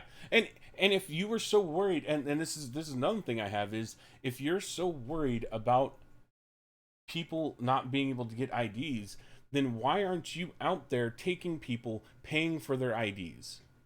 If you're worried about them not being able to pay for it, then go take a big giant bus, go out into the low income areas, pick up people, take them to their closest DMV or whatever your ID office is in that area, pay for it out of your pocket to make sure that these people have IDs.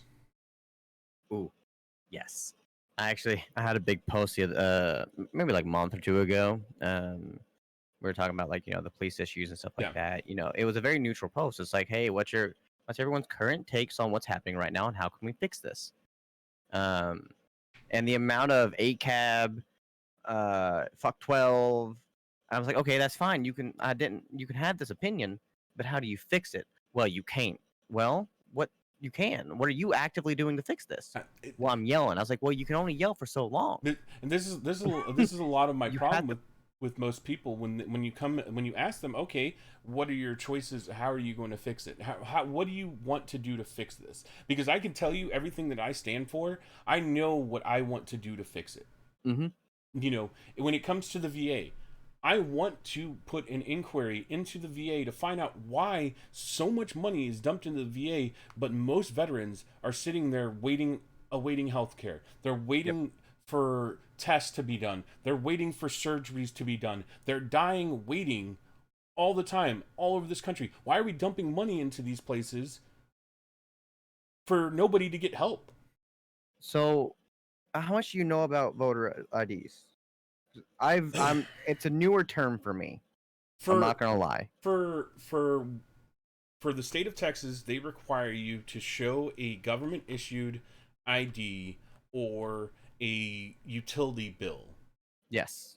To vote in your district. Yep.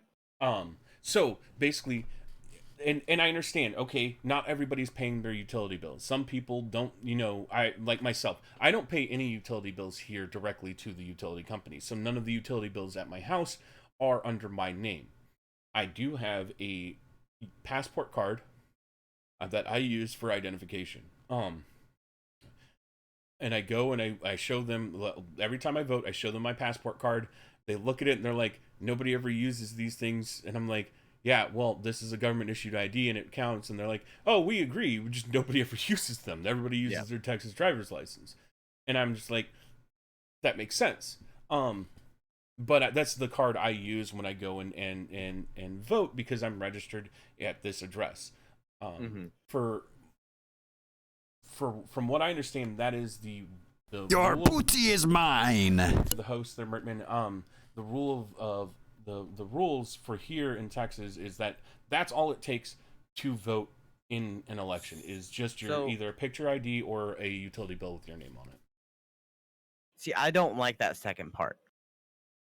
Well, it's okay. This is something I'm going to say that I don't think you're going to agree with, which is a personal remedy in my eyes.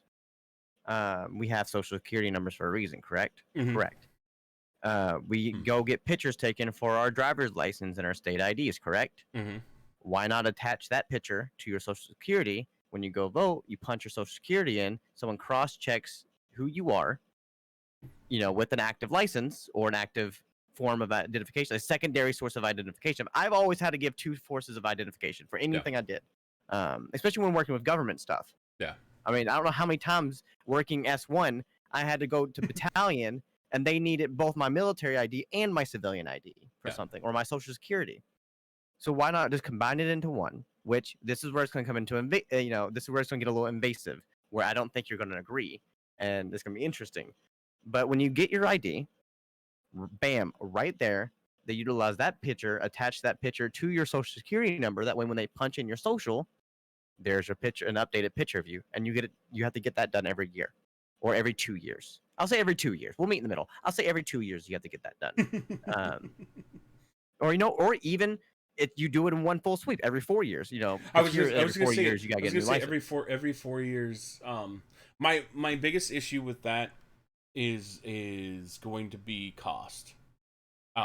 Because one of my biggest issues with driver's license in general is that I have to pay a $8, I have to pay a tax every 4 to 8 years, depending on the state. Arizona's until you're 63, or 65, sorry.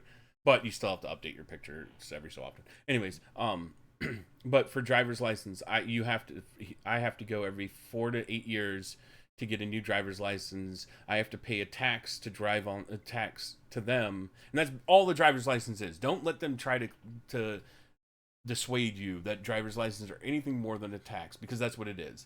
They don't retest you ever. You get tested Well, that one time unless you lose your license. Unless you've lost your license. I gotta redo my test. Unless you've lost your license, they don't ever retest you. So what you're telling me that license is nothing more than a tax. It really is. Yeah, I mean it's a way of tracking essentially to see. So, but I mean, I'd have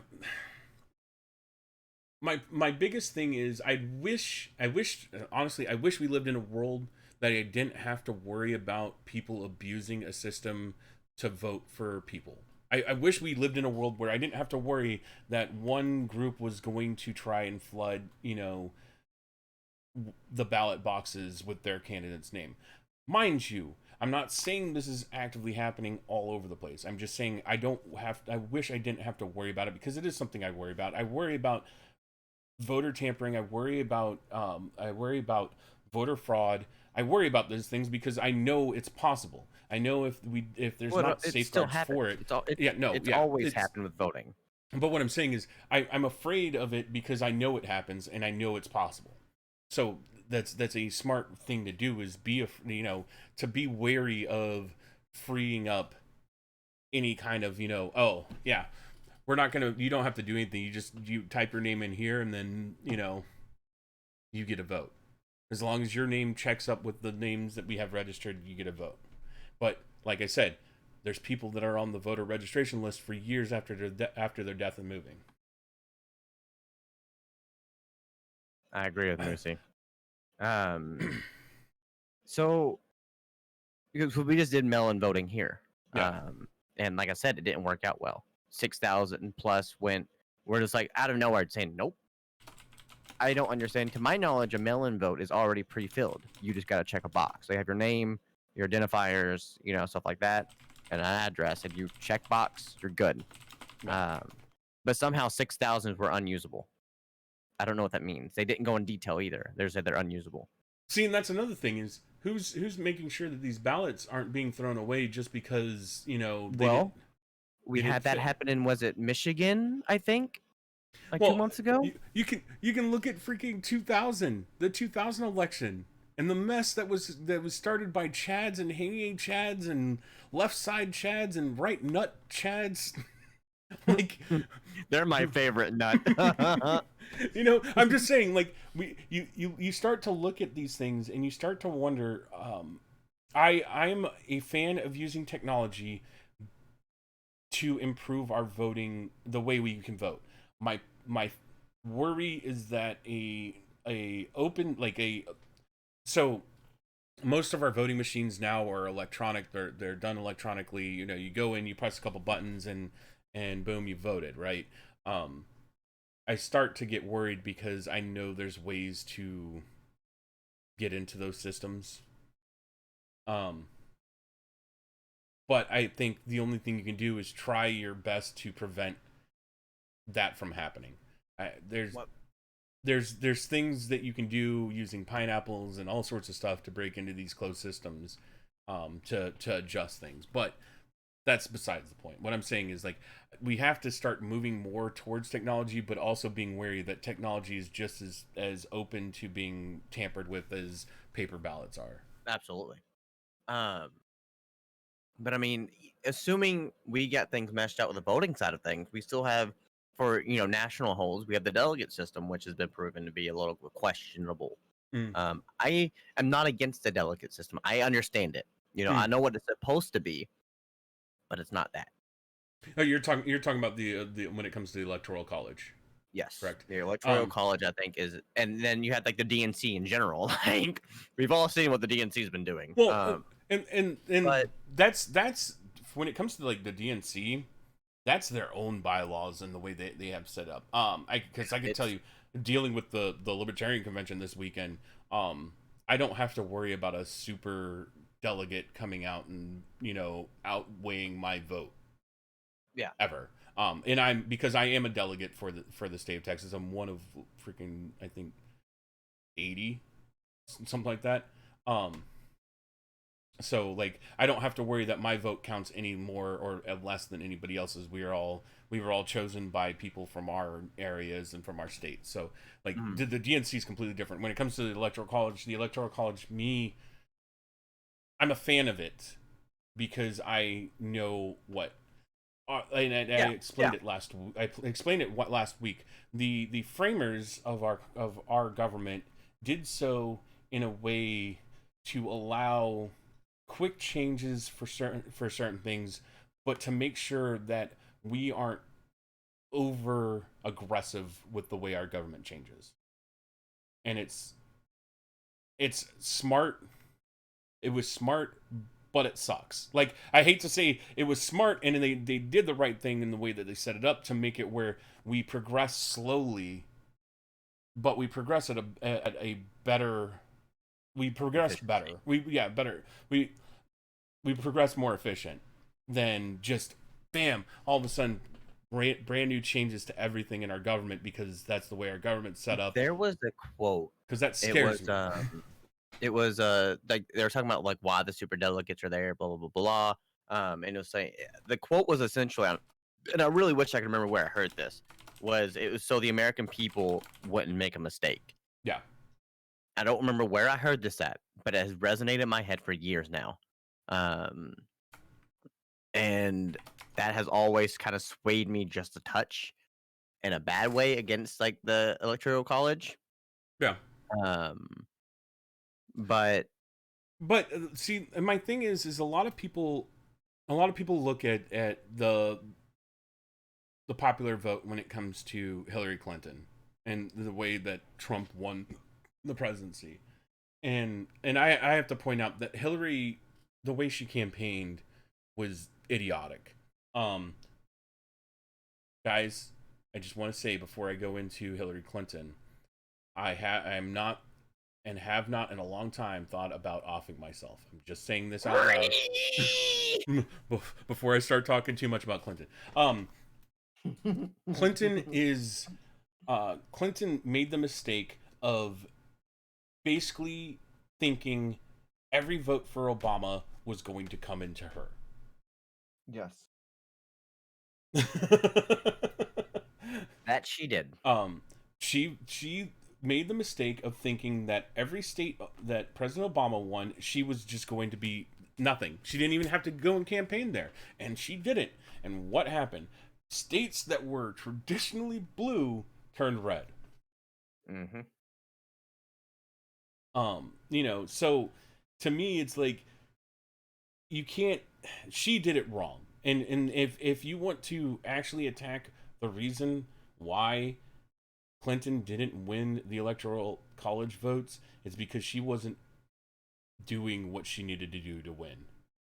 She went and campaigned in places like California, New York, places that were already and have always been very friendly to the Democratic Party, since I would say maybe around early 1900s. And she is. Well, most of them are, Rabbit. Most of the people that get to the position where they're running for president from the two main parties, they're shady as heck. You start looking into how they're all interwoven, and they're all friends. They are. Every single one of them. Dude, I'm going to tell you this right now. The amount of pictures. Bill Clinton, Hillary Clinton, and Trump, they're all friends. Yeah. They're I think, all was it Clinton that taught Trump how to golf or vice versa? They used to golf together all the time. I'm going to tell you this. They're all friends. They don't care. They most of the stuff that they do in public for the news, it's all for show. Because they're all mixed up with each other. It's Hollywood, baby. Yeah, I heard. I think I'm serious right now. If Maxwell ends up dead, there's gonna be people that are gonna be freaking. There's gonna be a lot of questions. Like with Epstein's suicide thing, there was already people making jokes. If Maxwell ends up dead, there's going to be a lot of people asking a lot of questions. I'm just going to say.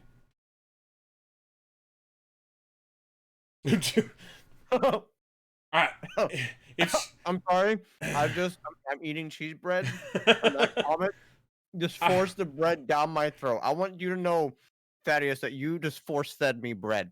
I will say if she commits suicide, there's going to be a lot of people that are gonna be, see, I told you, with the conspiracy theories. I try to take conspiracy theories with a grain of salt. I try to look at them and try to analyze what is actually being done, because there is some shady shit our government does. They do it all the time, and they all do it under the wonderful, lovely Patriot Act that you all in Washington voted for.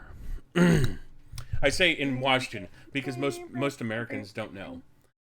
Yep. Patriot Act was a joke, man. I hate it. Mess. I hate it.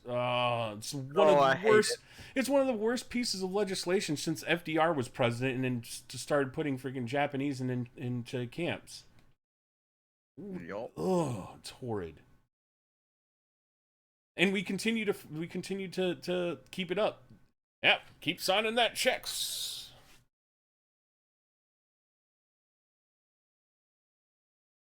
The issue with the snitching, though, is the snitching has been happening in general, but nothing's happening with those being snitched against, like, at all. Like, Oh. these quote unquote whistleblowers and stuff like that, nothing ever happens. At least not in our eyes. You know, the directors that have been, you know, accused of X and X allegations, nothing arises. Hell, we saw flat out, you know, with the Trump trial, they denied the ability to witness.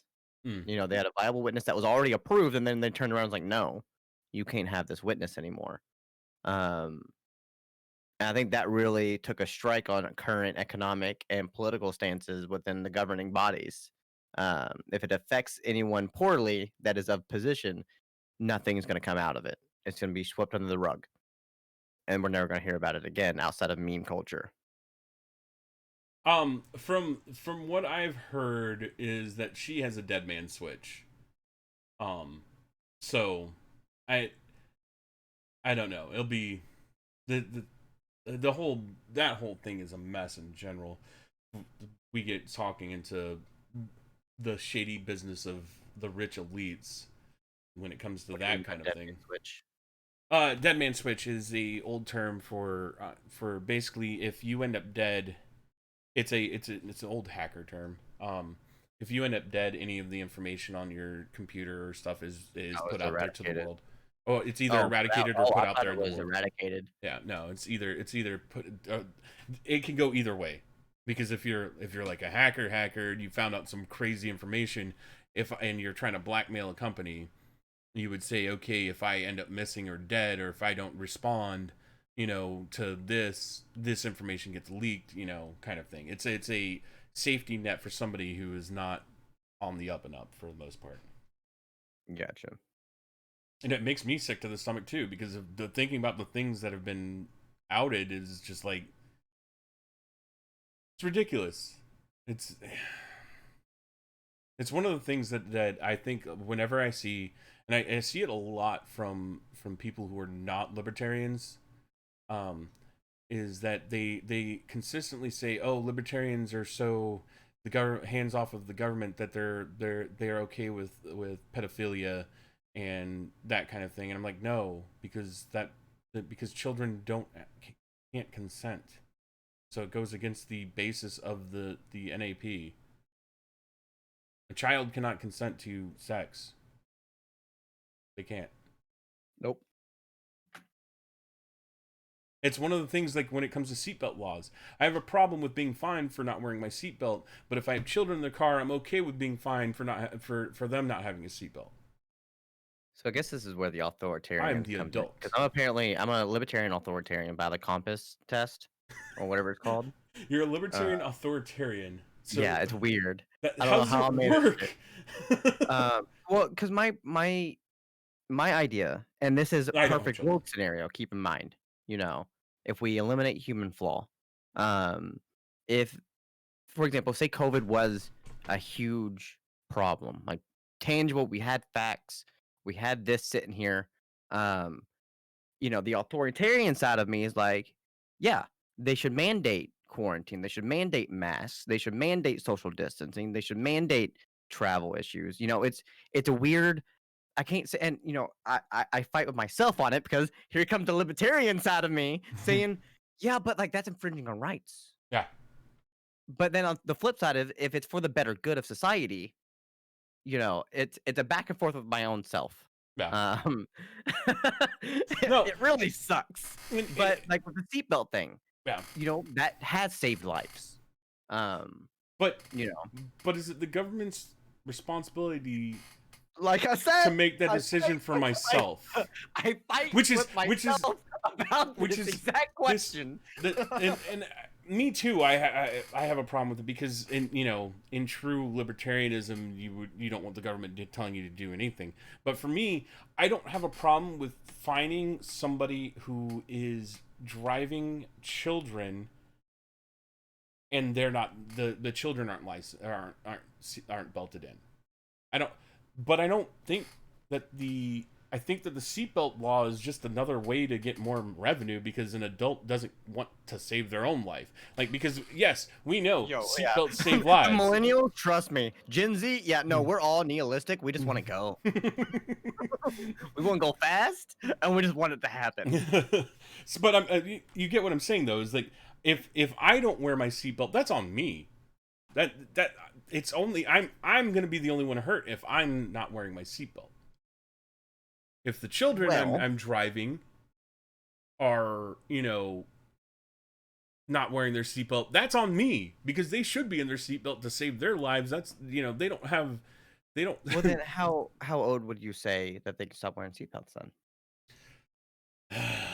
See, this is the real question. Yeah. This because to me, I believe that 18 years old was a good age for the age of consent across the board.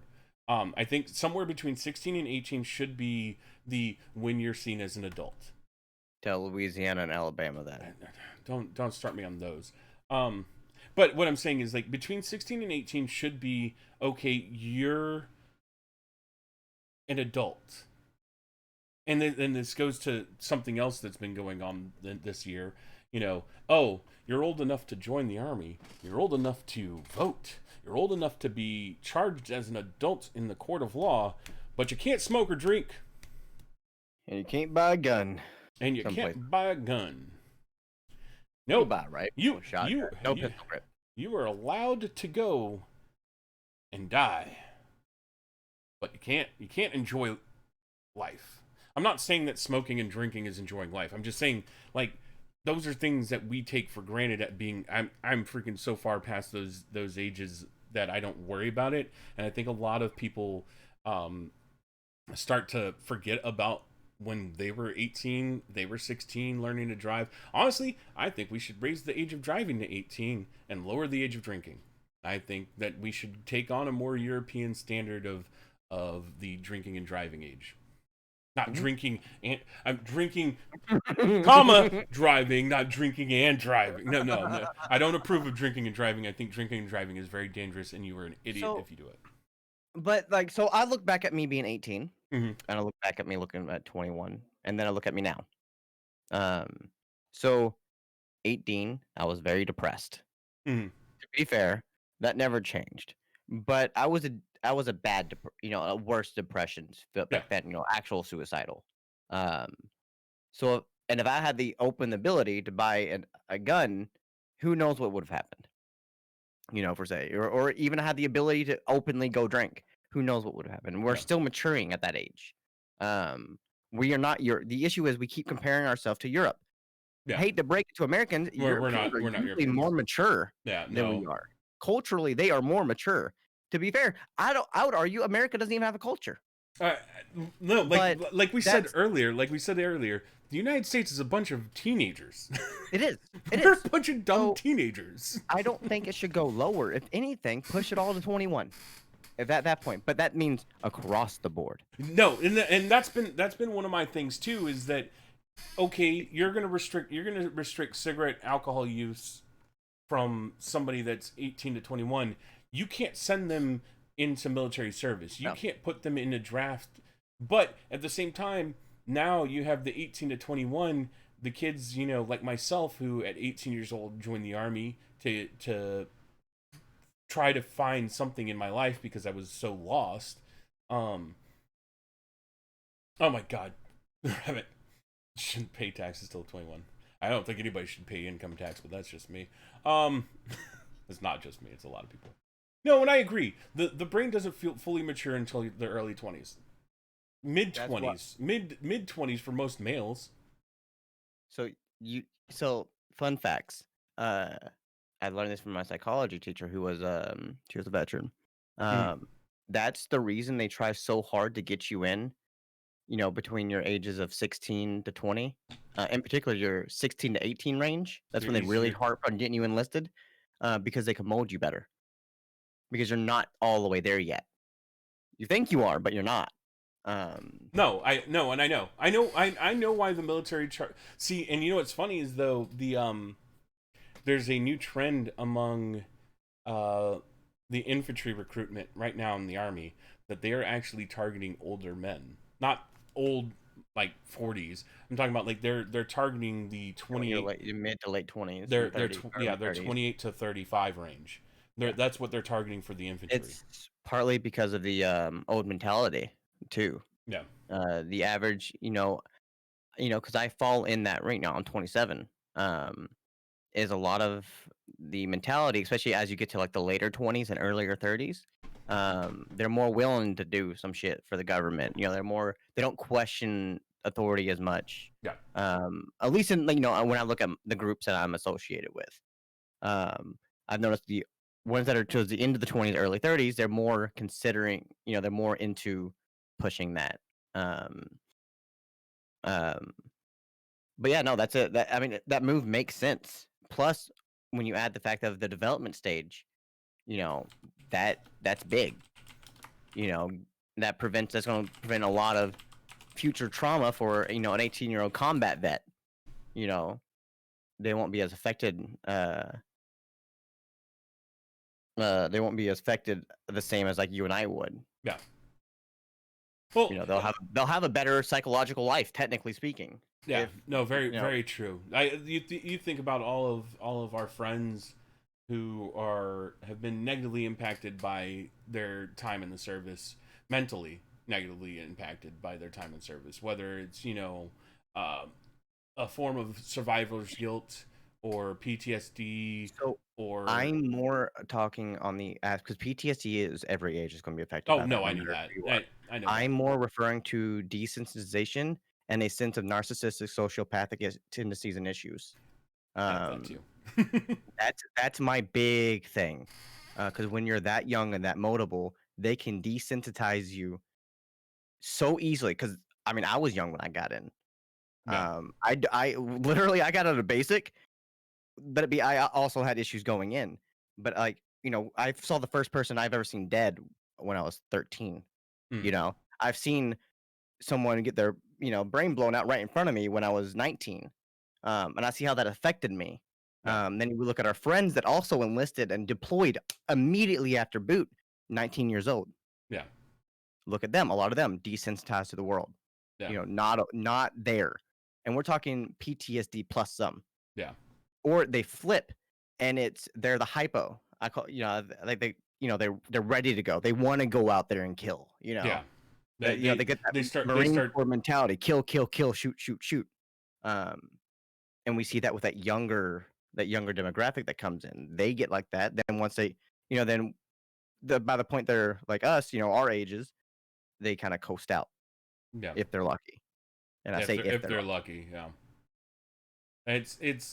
It's interesting. I've always wondered about, and because I see the double-edged sword that comes from military recruitment, and I think a lot of people, there's been a lot of call for recruiters to be banned from like lower income areas, like the lower income high schools and stuff like that, and stop targeting. And I'm just like, if I thought about it at the time, if I was, I mean, my family was upper lower class, maybe, you know, lower middle class at the time. So we weren't bad off, but we weren't, you know, living life at the time. So for me, joining the military was a way to try to figure out who I was. It was a way to try to figure out what path I wanted to lead in my life, and then I came up to realize that even after I got out of the service, I didn't know what the hell I wanted to do with my life. But I do think that the military has offered a lot of people in those lower income standings escape, you know, Absolutely. escape those areas where it is very easy to get into gangs. It is very easy to stray away from a path that makes you a productive individual. And I think that's one of the things that we're struggling with as Americans, is trying to find out how, as a culture, to fix those situations. And I think nobody has the real answer how to fix that situation. But at the same time, I do understand why the military does it, because I understand why the recruiters are going over there and targeting those individuals, because it's like, hey, we'll give you free college. Well, you know, you'll get 3 square meals a day. You'll get out of here. You forgot your air quotes. Yeah. Sorry. You know, I don't think that part is right either. And I don't like that I don't like that the recruiters themselves mislead a lot of their recruits. I was lucky. My dad was in the Army for freaking ever before I joined. I knew what this recruiter was going to try to sell me, and I knew what I wanted. In fact, I went to MEPS and I walked in and I said, I want to be an MP and I want to go to airborne school. And they said, well, we can give you MP, but we can't give you airborne school. I said, and as soon as I started walking through that door, the MEPS, okay, we'll give you airborne school. I was like, exactly. I know what I wanted from you guys, and I knew that you wanted me to sign up more than you were going to let me walk out the door, so you would give me whatever I wanted. I already knew that. And I knew that because my dad was in the service, and because my recruiter was actually not trying to sell me on lies, because he knew I was an Army brat. But I do know that a lot of recruiters, when they're talking to kids, they try to sell them so hard on all this. Oh, you'll never get deployed. Don't worry about it. You're going into this MOS. They never get deployed, and then they end up deployed within 6 months of being in the service, because they were told that being a freaking, you know, a truck driver in the Army was just, yeah, you're never gonna get deployed. Don't worry about it. You're just gonna learn how to drive. Is one of the most lethal professions in the military, by the way. Yeah. You know, you'll just learn how to drive semis when you get out, and you'll be able to freaking own your own rig and drive around. You know, you'll be fine. No, being a truck driver in the military is probably one of the most dangerous jobs, other than underwater welder or EOD. Yeah. But this is the thing that, like, the recruiters do, because they know if they don't meet their numbers, they're going to get a bad report. And if they get a bad report, then that goes into any sort of promotion. It's one of those things, like, you got to start looking at how that industry in general is set up. And it's set up to promote people who are willing to bend rules and can PT well, honestly. In the Army, if you can PT, you're smarter than everybody else out there. Mm-hmm. So I keep doing stuff like I'm like there, like I keep raising my hand to talk, and like I pointed at Mimi's comment. So just imagine when I talk, I'm fully animated. It's a great experience to see. Dude, when I'm not streaming and I'm like playing Tarkov with you, I'm the same way, dude. It's horrid. He's over there tapping the corner of your monitor. Like, he's right here. So she said skills carry over in the real world, but not as people. Like, so I was human resources. By certificate, I am human resources. However, I was also an instructor. So I have instructor experience, cadre experience, human resources S1s, S2s. You know, I dabbled in the finance side because I went in at Fort Jackson. 42 Alpha is right there with finance, HR and finance, because they've rumored, you know, they keep wanting to combine them. so I'm applying for these positions, because I've in process thousands of people. I've dealt with NCOERs, I've done promotions, I've done awards, I've done medical site. I've done it. I've done Mhm. it and then some. Um, and then it comes to these employers, and guess what? No degree. That's unfortunate. Sorry. Your experience is great, but sorry, no degree. You It doesn't transcribe over. you The want to know only what's place worse? I've seen where it actually transcribes over without going officer route is MPs. MPs, most police precincts around here at least, you can go No, straight from MP to LMPD. most police forces will accept you into their academy like straight out. They don't because you've already Yeah. had the LEO experience. I will tell you though, when I first got out, I had the hell of a time. A hell of a time to getting a job. Because I didn't want when I got out, I didn't want to be a law enforcement officer. When I first got out, I wanted to join the FBI, and then I learned that if you ever smoked marijuana, you're not allowed to go into the FBI academy. And so I was like, well, can't do that now. So I didn't ever apply for the academy. Because in high school I did. I smoked marijuana in high school. I think a lot of people smoked weed in high school. I don't do it now. I haven't. Don't tell MEPS that. No, I did tell them. I told them. Yeah, no, in my and they security looked briefing. at that, and they look at you and go, The- "So you've never," and they did the little head nod. So you've never No, smelt no. marijuana. What you know what my security clearance person did? It was for recreational use, right? I think, yeah. One time, right? Yeah. That's basically what they did. I got my top secret clearance, and I was just like, it's stupid that having dabbled in stupid stuff like that, for me, that's something that I don't enjoy where I go. I don't enjoy losing my mental capacity in that sense. I don't like being super drunk anymore. I hate it. It bothers me so much. But like that's just me. But I don't care if anybody else does. If you want to smoke weed, if that's your choice, that's your body. I don't care. It's not that has no dealings with me. What was I saying? Oh, but so when I got out, I started applying for security jobs. And I started applying for loss prevention jobs because it was just something I needed to get money while I tried to figure out what I wanted to do. Since the FBI was no longer a option for me.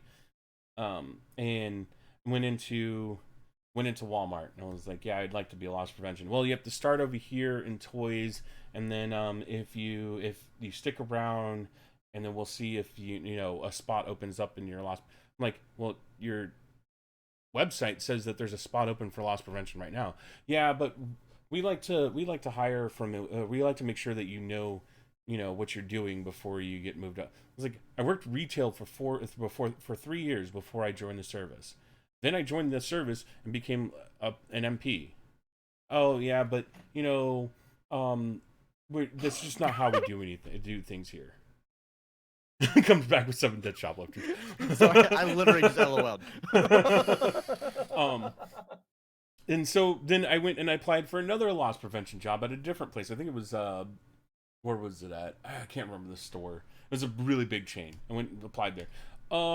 Yeah. Oh, it was Best Buy. Yeah, you're overqualified for this position. Oh, I hate that. You're It's like- overqualified. I've never heard such a worse cop out to hire someone. I ever. literally looked at the hiring manager. I was like, "So you're afraid I'm coming for somebody's job that you like?" And they were like, "What?" I was like, "That's basically what you're telling me. What you're telling me right now is because I'm so qualified, because I have these qualifications, that you're afraid that I'm going to go take somebody's job. I'm not living here longer a freaking year. I'm going back to Texas," because this is when I was living out of state. I was like, "I'm going back to Texas in a year. I don't plan on being here that long." I was like, "I don't want your job. I do not want to sit here and work at this retail store for the rest of my life. I hate retail, but I need a job, and I'm willing to do it to the best of my ability." "No, I'm sorry, you're overqualified." I was like, "How? I have no college degree. Why? How am I overqualified just because I played MP for a while?" Oh man, it was so. Played MP. I like it. I ended up being a freaking pizza delivery boy for a year, man. That was some good money. Dude, you can make some bank doing that Bro, stuff. in the for neighbor real. in the area I lived, there was only a couple places. There was this one guy who never tipped, and we drew straws to see who had to go to his house because he ordered pizza every day. And we always, I felt bad. We always did it. I was about to say, how can someone do that? Then I remembered I did the same exact thing, but I tipped. But like, I was like, who eats pizza every day? I went a month where all it was pizza and McDonald's. It was bad. Yeah, no, but you go into the military. What I should have done is what I wanted to do originally when I joined the army. When I was going to join the army, I should have gone military intelligence. Yes. I should have gone military intelligence because honestly, military intelligence does transfer over to the civilian world really well. MI in cyber. Yeah. Tom Pocket? Can't say that I do. He was at PAC South. He's been on my stream. So he and I were in the same unit. He stayed in, I got out. He's currently pursuing the path of cyber intelligence or cybersecurity. Cyber something, whatever. Yeah, cybersecurity. On the military side and civilian side. But like, if I would have had a half a brain, that and what's the PR guys? What are they called? It's an MOS like that. You're the one that goes talk to like the local tribe leader and. I know what that is. It's I know what they're called. Pretty much, you get to be the pretty boy. Yeah, and you reap benefits, insane benefits. Yeah, it's ridiculous for doing it. If I would have had a half a brain, I would have gone MI, cyber, or that. Yeah. Well, I thought I'd go 42 alpha and then go active because to learn the background operations and how that process goes. And then I was going to transfer to I was going to go be combat medic, and then I hurt myself, so I didn't get to do that. See, my dumb 18-year-old self said, I want to get deployed because it's right after September 11th, and I want to go freaking get back at these a-holes. That's what I was thinking. I'm not going to lie. That's exactly what I was thinking when I joined the military was I want to get deployed. And so I chose the MOS that gets deployed more often than any other MOS other than Special Forces. And that was dumb of me. But Moosey brought up that he's curious to hear the opinion of a vet on the size of the military budget. Bigger than the next 10 nations combined seems somewhat excessive. Now, here's the thing about the military budget. And I've talked about it on Pirate TV a couple of different times. The military budget is humongous. A lot of it is necessary, and I hate to say that. I hate to say that a lot of the military budget is necessary because of the treaties that the United States is in with countries in the Western Hemisphere and in Europe and a lot of other smaller nations around the world. We have Costa Rica. Here, this is a perfect example. Costa Rica spends zero money on military because the United States Armed Forces is its military. We are, and it's not just with Costa Rica. We have plenty of different countries around the world that we are the sole military force for them because that is the treaty that we made, and it is thanks to Mr. Monroe and his doctrine of making sure that we were, the Western Hemisphere's big giant shield, that a lot of those treaties were first established. On top of that, along with that, a lot of other countries. Oh, Germany is another one. Germany and Japan because they have the restrictions on them from World War II. The United States is their second defense. Part of that, Mimi, is because the politicians in Washington, D.C. continue to ignore the fact that cost of living goes up a lot more than they're willing to give raises to the military members. Yep. And it was one. Okay, I've confessed this plenty of times. I voted for George W. Bush for his second term. It was my first time voting for president because I was not 18 the first time. I voted for George W. Bush because he was actively giving us 3% increases every year And he was ensuring that we got a pay raise every year. And then Carrie, who was a veteran, wanted to take away our life insurance, which was at the time $500,000 if we died in service, and he wanted to stop our pay increases. So that was the reason I voted for Bush. I voted for Bush because I was very, very selfish, and I wanted to make sure that my family got $500,000 to, and it later turned into $750,000. If I ever died while I was in service, I wanted to make sure my parents were taken care of, because I didn't have a wife and kids. And Carrie's response was, if you're married, your wife and children get 1 year's pay and free housing for a year. You know what a private E3 makes? And I know plenty of E3s, E4s that freaking have wife, kids, husband, kids. You know what they get? At the time, less than $30,000 a year. And that's what Kerry wanted to give the soldiers dying over in freaking Iraq and Afghanistan. $30,000 a year to their wife and kids. $30,000 for 1 year. That's it. In retrospect, the current rate for an E3 with less than 2 years experience is $24,512.40. See, it hasn't gone up much since I was in. No, like this is the people in DC's fault, because they're the ones who adjust the pay rates of the military members.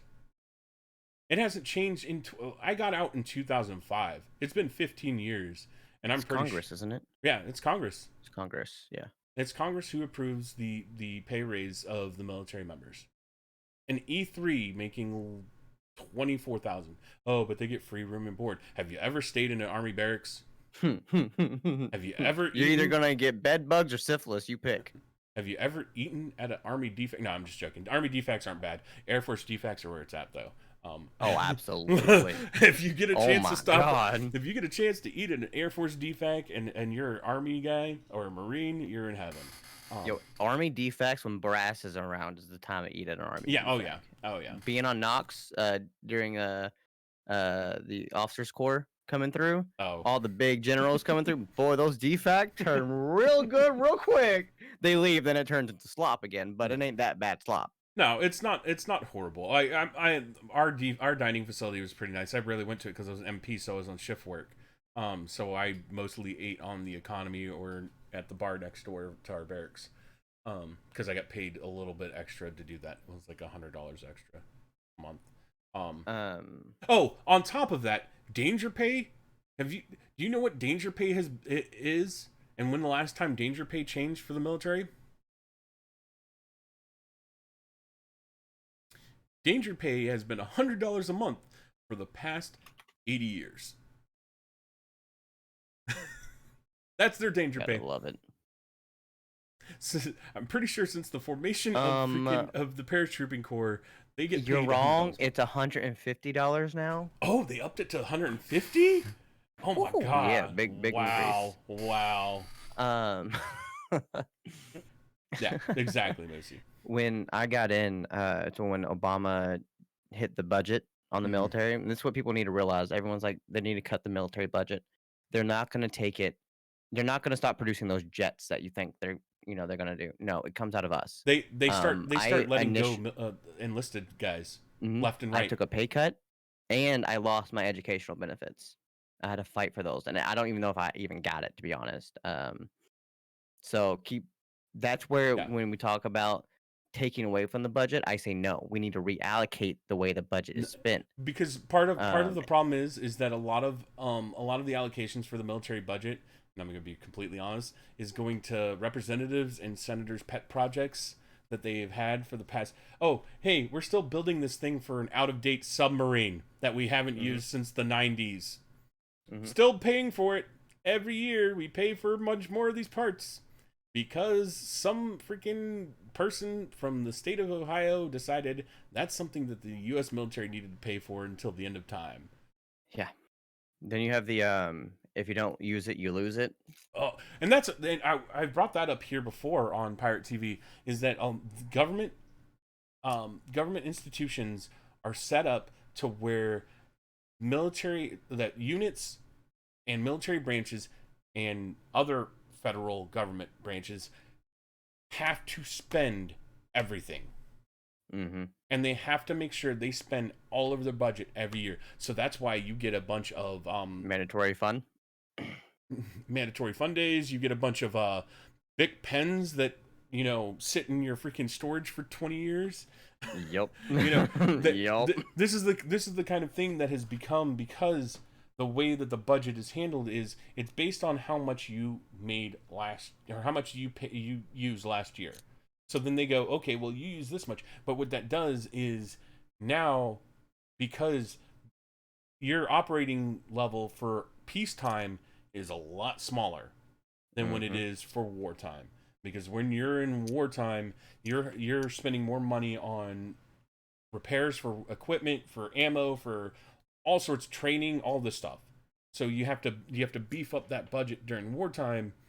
But as soon as the war is over, whatever it is, now you're back in peacetime, and now you're not spending as much on repairs for your vehicles because they're not getting blown up every week. You're not spending as much on ammo because you're not using as much every week. You know, so the amount you're actually using during this time is a quarter of what it was during the rest of it. And that's also caused a big problem with the military budget, because now you have units who have to spend this money every time whenever they see the budget, because if they don't spend that money, then they lose it. When they really need it, they're never going to have it.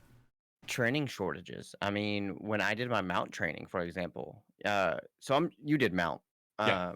What system did you all use? For what? Your basic mount, just doing the mount site. Did you all, against OP4?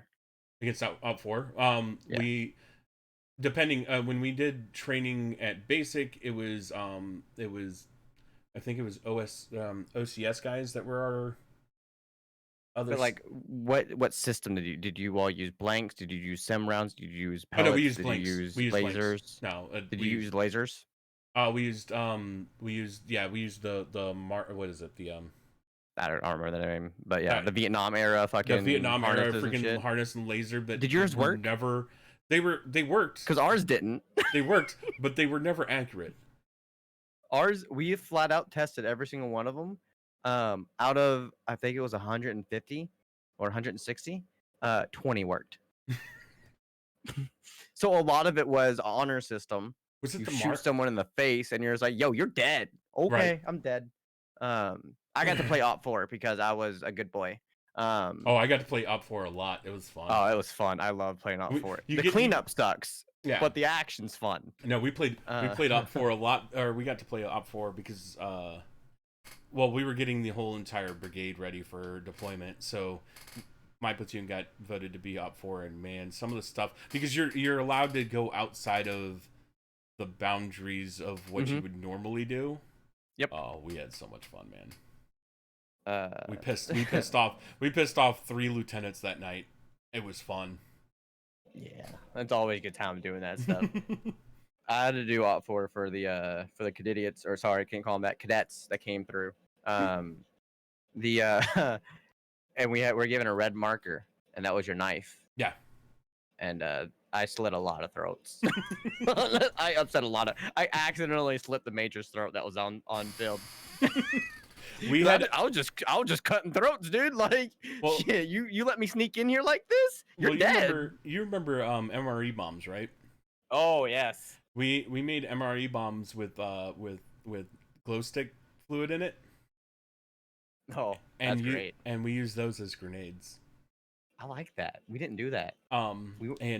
We were supposed to let them win, and we killed them, and we got yelled at for killing them. See, I think that was different for us because the way our system was set up was that we were supposed to get them battle ready. See, and I'm dealing with cadets. They're not actually in the army yet. These are civilians, pretty much going to summer camp to test out the waters.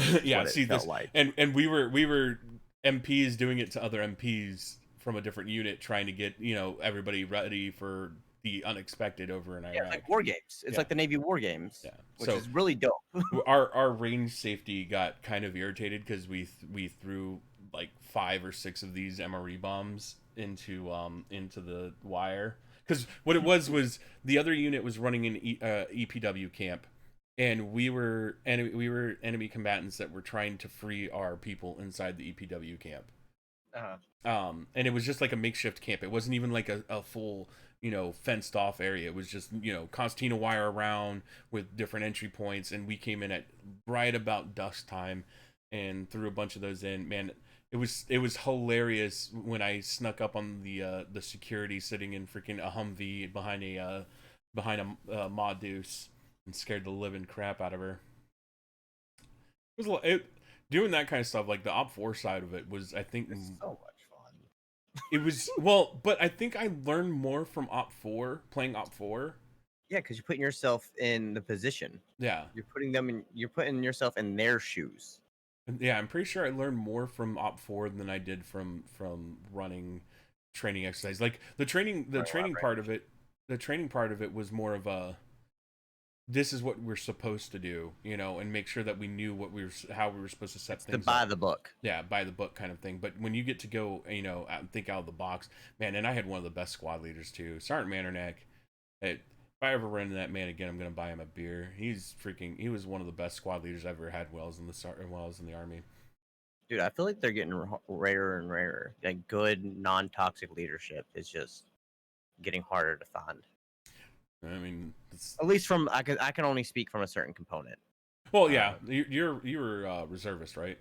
I was reservist, No, but I spent a lot of time in active status. I mean, I my average time active duty every year. My first 2 years, I think it was 90 days. It was 89 days because they hated to give me that one last day, and then I would have a week or two where I was at home, and then they send me off for some other bullshit. I was because it was a training unit, Yeah. So we were constantly on the move, and I was trying to fast track my career. But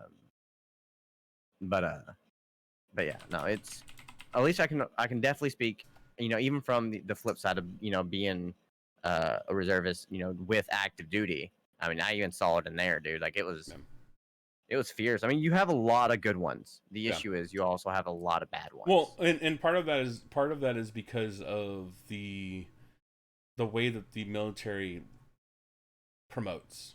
And I hate to say that the military tends to lose a lot of their better leaders and their more intelligent soldiers because they shun them for not being 300 PT warriors. Yeah.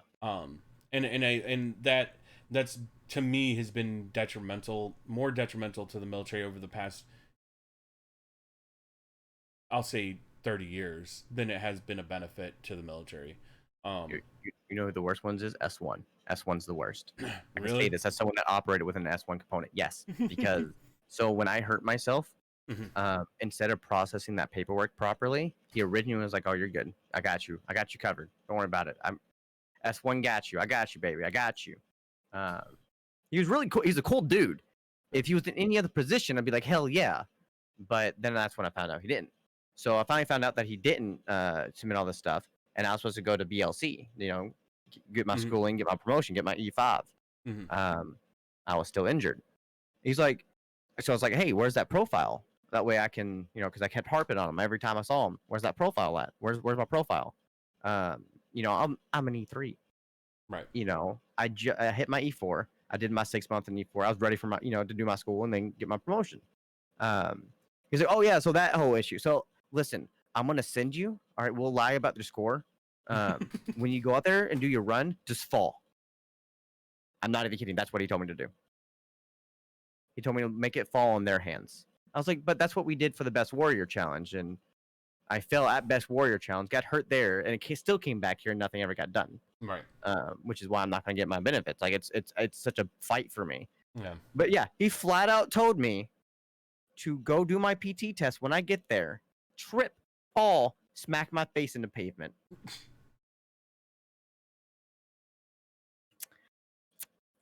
Yes. Yes. That happened. We could talk. I've gained a lot of respect for reservists over the past since I've gotten out. I've gained a lot of respect for reservists. It seemed because my dad got out of active he was active duty until shit. When did he move there? 94. He was active duty until I think 94. Might have been a little bit earlier than that. And then went reservist, and he was a reservist all the way until about 9 years ago. And so he did a total of 30 years altogether in service in the military. And a lot of it he did as an active reservist. He was deployed to Iraq and Afghanistan. He was in Virginia quite a few times. He did a lot of stuff full time. He was an active member, but he was still a reservist. And seeing what he's gone through with my brother, who is Your booty is mine. Thank you for the host, Moosey. What my brother, who's a reservist right now, goes through, and I'm just like, I have a lot more respect for reservists than I used to when I was in. When you're in as an active duty soldier, there's nobody who can beat you. You're the fucking active duty. Oh yeah, no. You're weekend warrior. You think you're all hot and mighty? You think Get you're on my defect. You play soldier. I live it. you show up 1 week in a month, 2 weeks in Yeah, that's another lie year. your recruiter tells you. If you're thinking about joining the reserves, they say 1 week in a month. Yo, I want you to know that's a lie.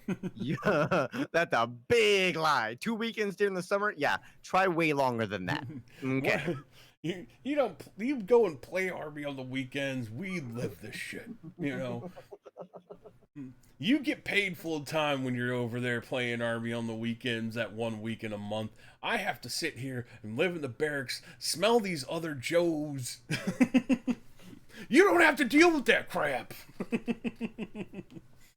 Oh man, I could go on for days about the freaking it was just like I think when it comes down to it, it's much like the competition between the different branches.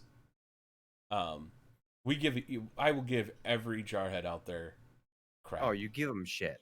I will give every chair force person out there crap. I will give every single squid out there crap. I'll give other freaking members of the army crap. Especially them gun bunnies. Bless their hearts. Bless their hearts. Because nobody with a GT score over 100 was going to sit next to one of those big giant loud guns and let them explode.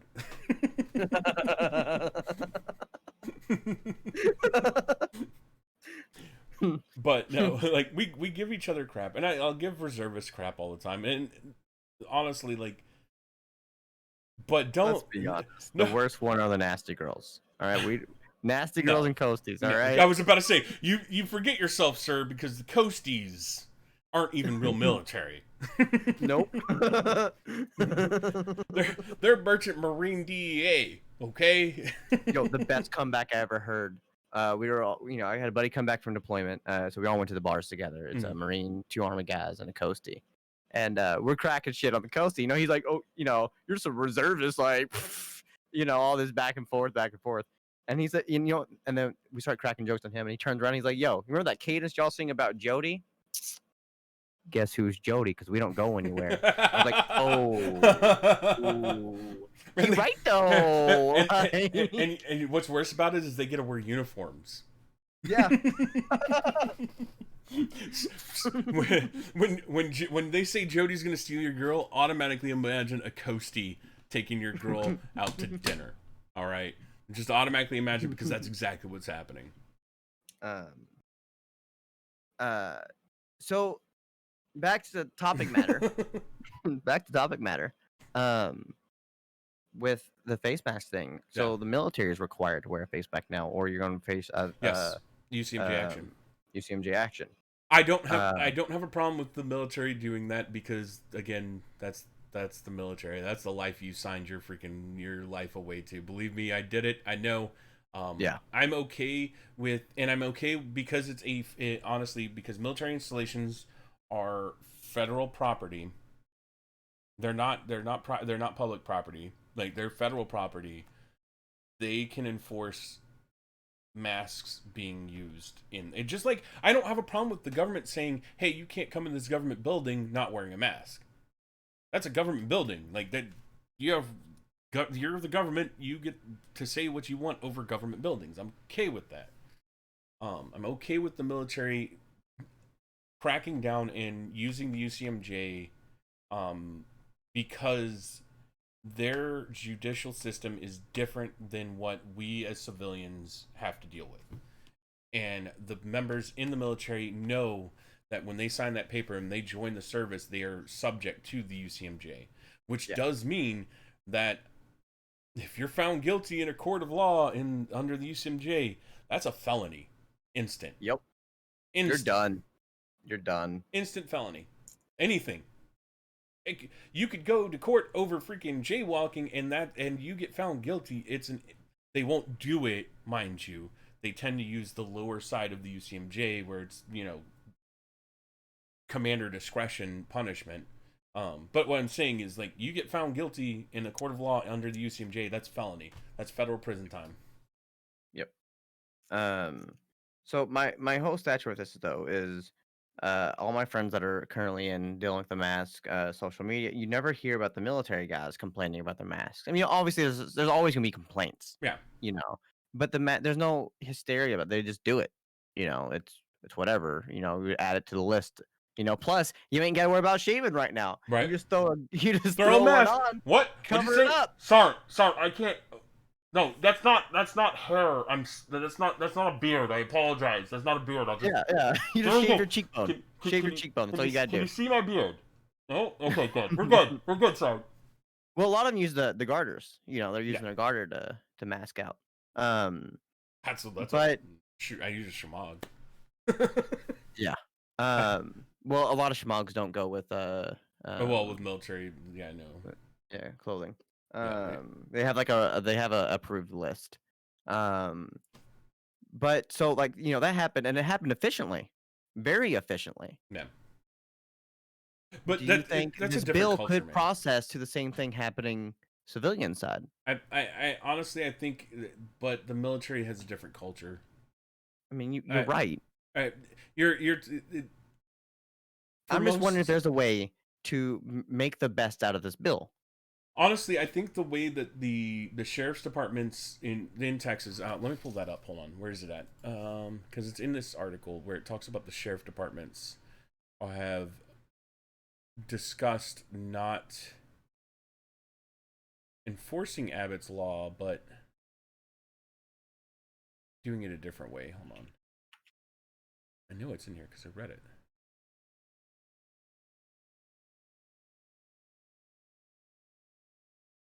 Also, I'm going to take this moment to go ahead and say that everyone else screaming out about martial law, you ain't got to worry about it. America can't do that right now. We are not in a position for martial law. Okay, thank you. Bye. Because that's a big thing right now. He's trying to push martial law. We do not have the capacities to do national martial law. States can do at their own discretion, but we don't have the troop count for it to begin with. That's a lot of troops you got put into townships. Yeah, the state's order says that repeat offenders can be fined up to $250. After voicing his concerns with the local media, Denton County Sheriff wrote on Friday that people are mad at him for refusing to comply with the mandate. The order is not a law. There is no requirement that any police officer enforce it, and it's unenforceable. We can't spend our time running from place to place for calls about masks when we really can't do anything about.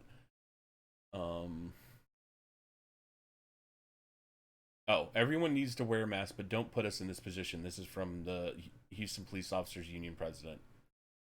He tweeted, calling the order draconian. Montgomery County Sheriff said that it would take no action to demand masks. This language strips law enforcement from the necessary tools to enforce compliance with the law. It's interesting. Borderline infringing on those constitutional rights. That's from Sheriff Jason Bridges. I'm trying to see where they talk about Fort Bend County, because Fort Bend County said that they weren't going to fine people, but they would go and talk with people. Don't get me wrong, I believe this virus is real, and I believe face masks can help to stop the spread. My officers will be wearing face masks. We will try to educate the people on the importance of wearing them, but if Governor Abbott wants citations issued, he needs to use state officers to do so. He has more officers at his disposal than I ever will. So basically, most of these sheriffs are saying the exact same thing I was saying. I will wear a mask. I will tell people that they should be wearing masks, but I'm not going to hold the gun to people's head and say you either wear a mask or you go to jail. Like, that's just not. Yeah. That's not. This just brings up a very interesting point, is the enforcement aspects. And this is where we could talk about the whole reconstruction of police force and defunding and stuff like that, and reformats. But Not much black. so when it comes to enforcing this stuff, it almost seems like this is going to be you got pulled over for something, you're driving recklessly, speeding, whatever, and they tack it in at the end. Yeah. Or they respond to domestic disturbance at a Walmart or some shit. They notice you're not wearing a mask. Guess what? That's gonna be tacked in. That's almost what it seems like. It's not a police officer's responsibility to make sure you're wearing a mask, in my eyes. Technically, I don't think police should be involved for anything that isn't actually a life and death situation. But that's a different situation, entirely different conversation for a different day. But yeah, no, that's in my eyes. I'm reading this and I'm just like, first off, how can they actually enforce this properly without causing further issues with police force? Because right now, obviously, police are public enemy number one. Yeah. And then, so it almost, like I said, it reads to me is if they need to tack something on you, they're going to tack that on you. Yeah. Like that's how that's coming off to me. It's it's the same thing as to me. It's the thing that I've been seeing a lot lately, especially when it comes to a lot of these the protests. Like I said, I support the protests. I believe you should have every right to go out, voice your opinion, scream to the hills, do it peacefully. I have no problem with that. I don't have a problem with whatever.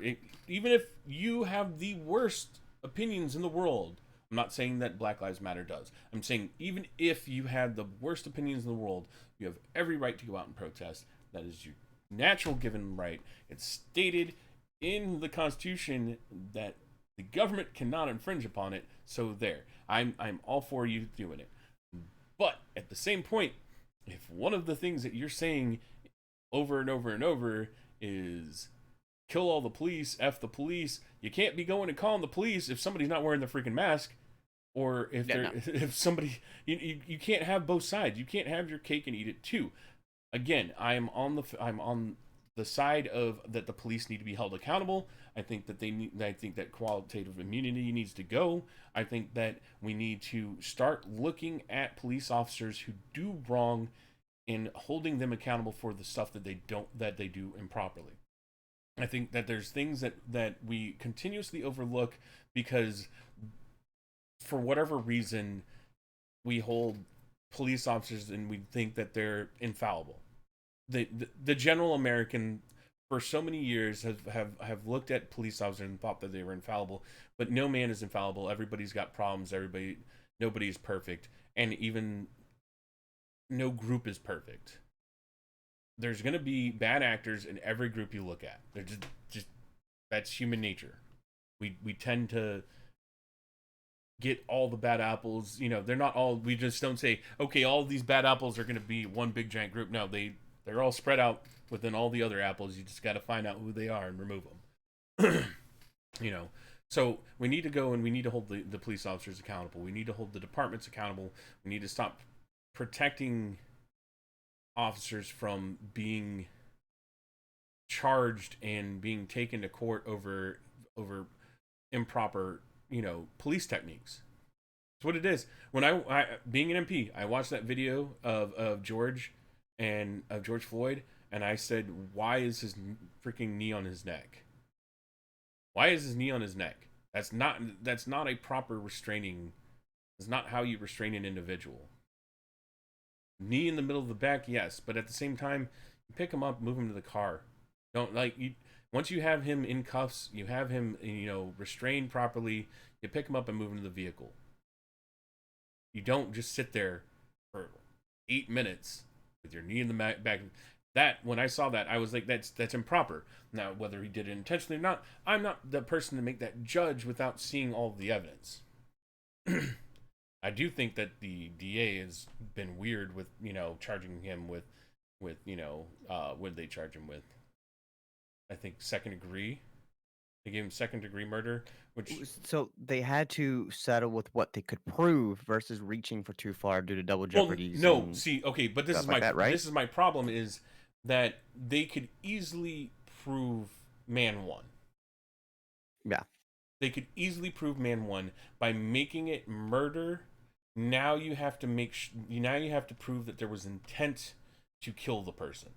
But I think first degree, which is the most severe, right? Is that how that works? First third degree or third. First degree murder in most places is pre-planned, premeditated. Yeah, I know a lot of people were trying to get that, and they couldn't prove that it was premeditated. You can't prove premeditated because you would have to prove that he knew George Floyd before. Exactly, which he did know him prior, but that's different. But what I'm saying is, like, to prove man one in that sense, you would have to prove that he knew George Floyd before, and that he had made it his point that if he ever saw him out there, that he would go. He would kill him. Yeah. The whole thing that I was seeing on that was people were upset because they wanted more of a charge, but is it the DA that does that? Yeah, or is that it's the DA? They were flat out just like, we can only go after stuff that we can grab. There's like, sadly, this is what we have. He will see time. This stuff will happen. He's like, but this is the biggest charge we can give him at the moment. My biggest problem is that they did go to murder too, because I think that's what I'm not sure how it went manslaughter, and then I think they went to 2. Yeah, but for me, when you move from manslaughter to murder, that means that he intended to kill the individual, because manslaughter is unintentional. Death. Yeah, you were responsible for somebody's death, and you didn't mean to happen, but you're the one that's fully responsible. It's not accidental death. It's like if you kill someone during a DUI. Yeah, DUI. And I have no problem with somebody who kills. Yeah, somebody it's a second degree murder, by the way. Yeah, is that second degree murder? Yeah. So he got charged with second degree. I was confirming. Yeah, I knew it was second degree. I was pretty sure it was. Because I knew they couldn't charge him with. Well, I'm sure it was, and I'm pretty sure it was, or two different comments. No, I mean, I was pretty sure that it was murder too, because I knew the original charges was man one, and man one they can for sure get him for. Yeah. Because he's the reason why George Floyd death happened, whether it was his technique or just. Whatever the cause of George Floyd's death, it was under his care, and when you're a police officer, you don't want people dying under your care. But I'm using care not as like a caring, but under his care as in like he was responsible for that individual. Because when you're apprehending somebody, you're responsible for that person. I am libertarian, Ooga Booga. I am actually running for the 22nd district in Texas currently. I'm gonna send you something for this is just for later. It's not like coincide. It kind of is, but kind of isn't. I don't know what that was, Rabbit. I'll have to look that up. But there's that. Because like I said, I'm seeing the George Floyd situation. I'm seeing down here too. In a different severity level. We actually had another murder as well, but that's I'm very outspoken against no-knock raids. Yes, they shouldn't exist. I think no-knock raids are actually more detrimental than they are helpful. And okay, so I have a family member who is a juvenile probation officer, and him and I go back and forth a lot when it comes to police actions and stuff like that. We go back and forth a lot, and we had a heated discussion about the whole George Floyd thing. A lot of that had to do my emotions in the moment were high, and I didn't make a proper argument for what I wanted to get across. So then his emotions got high because we were just going at it. But for the most part, we have pretty civil conversations. And I was discussing with him about no-knock raids. And, like, I understand the gist behind them. I understand why police forces started using them. But to me, more often than not, they're used to get... They're supposed to be used in certain circumstances with high-profile drug dealers. That's what they're supposed to be used for. And they're supposed to be okay and no knock because they want to make sure that no evidence gets destroyed. Yeah. They don't want to get. They want to get the jump. Okay. That's kind of how I see it. Is they want to get the jump on the situation. That's what. But from most of the, especially recently with the 3 or 4 botched no-knock raids that they've had recently, none of those people have been anything more than maybe a street dealer. At max. At max. You're not getting much evidence from them. Or any at all. And in one case, they went to the wrong address. You're putting more people in harm's way because the minute, me personally, the minute anybody busts in my house in the middle of the night, I'm going to defend myself. Yeah. I don't care if it's... Peek what I sent you. On that note, peek what I sent you. You bust in my house, I'm going to. Oh, whoa, is that audio? Apparently. I read the article. I didn't listen to part of it. So the Breonna Taylor incident has been interesting as it has gone. Because I originally saw this from outside because I was still in Texas when this happened. So the original was they did it to the wrong house. They were looking for someone that was already arrested, and they went to the wrong house. Then it turned into no, they came for these people. You know, they came for Breonna Taylor's boyfriend. Yeah. Then it turned into, well, apparently that they had interest in the lodging area out there, and they wanted reasons to shut it down for personal gains. It's like kind of like that pedophile ring that. What was that? It happened like 2 weeks ago. A police force was like hiding a sex trafficker. It was like, oh yeah. I forgot what it was. But you know what I'm talking about. Yeah. Was it in what, Minnesota or Michigan or something like? It was a northern state. I remember that. But so now they're saying, you know, it was coinciding with that. Like they had interest in this building for reasons and stuff like that. So like we're getting this weird news, and then you look at the police report, and it was blank, saying no one got hurt, listed names. That was it. It's a very, and then the lead dude that apparently did it all. I think it was, I don't remember which one it was. The one that shot. He has like convictions or not conviction, but a lot of assault, sexual assault allegations and excessive force allegations and stuff like that against him. And then the fact that they had no form of camera system nor audio system to support their cases, when it's the whole situation's hairy, very hairy. But we keep getting different stuff from everybody. News are saying one thing, police say one thing, neighbors are saying another thing, and then they all they all flip. The only consistent we have right now are the neighbors talking about it. Yeah. And they stayed consistent the whole time, which is more leaning toward this audio is kind of going where they heard the breaking in, and that, you know, then they heard the shots. Yeah. But I'm just like, you bust down my door and you don't announce. Like, if I hear it's the police and you bust down my door, I ain't gonna touch my gun. I'm gonna put in blind faith that you're the police. Someone's swatting me or something. I'm good.